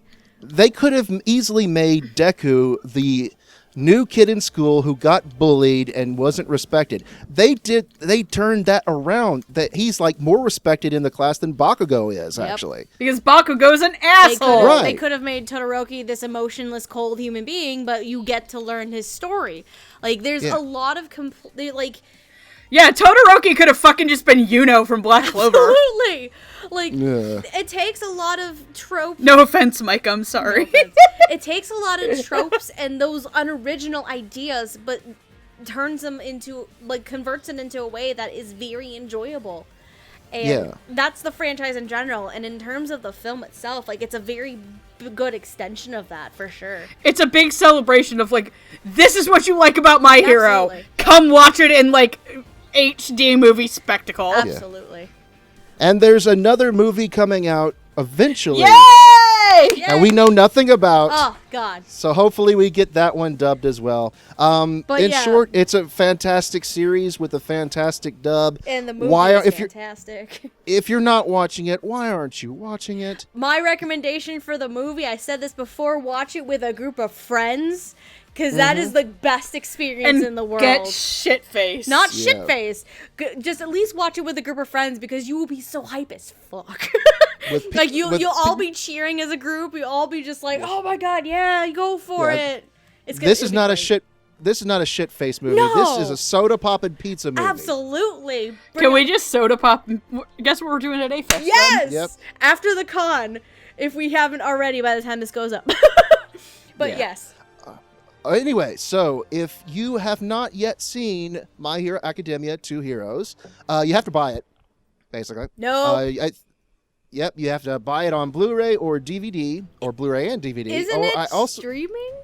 It's not streaming, actually. I thought it was one of the ones that was streaming. No, they added some ones that were the two DBZ movies, Your Name and Shin Godzilla, is what they recently. And they're taking down the Hosoda films. Okay, I thought they're taking down the Hosoda films. Two heroes. They put not 2 Heroes just yet, not Broly just yet. I think those are going to be a while. So, Darn, I thought they added that. My bad. Yeah. So if you want to watch the movie, you have to buy it. It's available on Blu-ray or DVD, either from any online retailer, or you could probably. This one's popular enough you could probably find it at Walmart or Target. Yeah, actually, there's like an exclusive version at Walmart with a lenticular case. Actually, yeah, that's the one I have. That's nice. If you would, let's see here. Do we need to go ahead and promote the Funimation Now streaming, seeing as I was not streaming on it? I would say if you want to watch the show in general, probably go that route. Yeah. If you want to watch My Hero Academia, you can. It's streaming on Funimation Now. I think it's also streaming on Crunchyroll in the sub. Yes. Yeah. I believe so. Yeah. At this point, we've pimped those websites out so much, you know where to find them. If you want to find us, obviously you're watching this episode here on YouTube.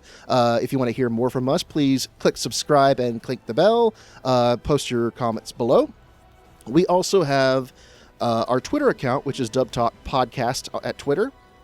And tell us, Stephanie, what other accounts do we have? Because I keep forgetting. We have, well, I think pretty much Tumblr is dead at this point.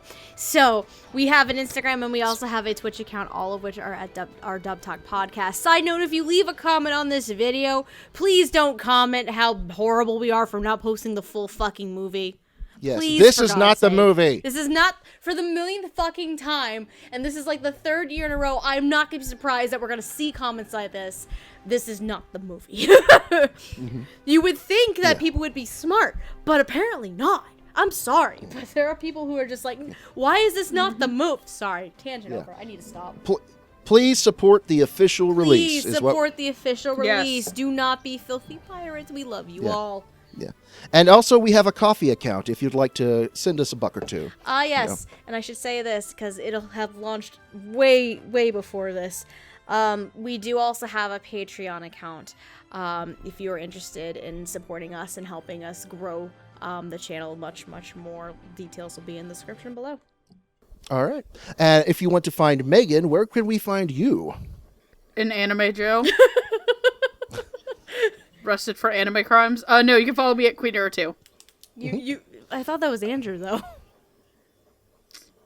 No, he's in a very special jail that's under Gigi's house with Noah. I'm not asking any questions. So I never get to see my boyfriend again. Good to know. You gotta bribe the Wookiee. You have to pay the troll toll if you want to get into that boy's hole. Wouldn't it be the other way around? Unless Steph's into that. Oh my god. Steph, do you have a new quirk called Peg? Fuck you. I'm. Thank you for that setup to the most exquisite dunk of all time. Stephanie, where can people find you? Oh, when I'm not getting dunked on with my relationship. You can find me on Twitter at Lilac Anime Review, with review being spelled REVUE. I also have a blog that I am long overdue to update. It's called Life and Times Otaku, and you can find it at lifeandtimesotaku.wordpress.com. As for me, you can find me on Twitter at Spaceman Hardy. I am also a moderator on the Funimation forums and the Discord if you want to come check us out. Unfortunately, we don't know when new dubbed episodes of One Piece are coming out, but if you have any other questions, feel free to come by and ask us there. And I guess that's it. On behalf of Megan and Stephanie, my OGs, Yes. we're done.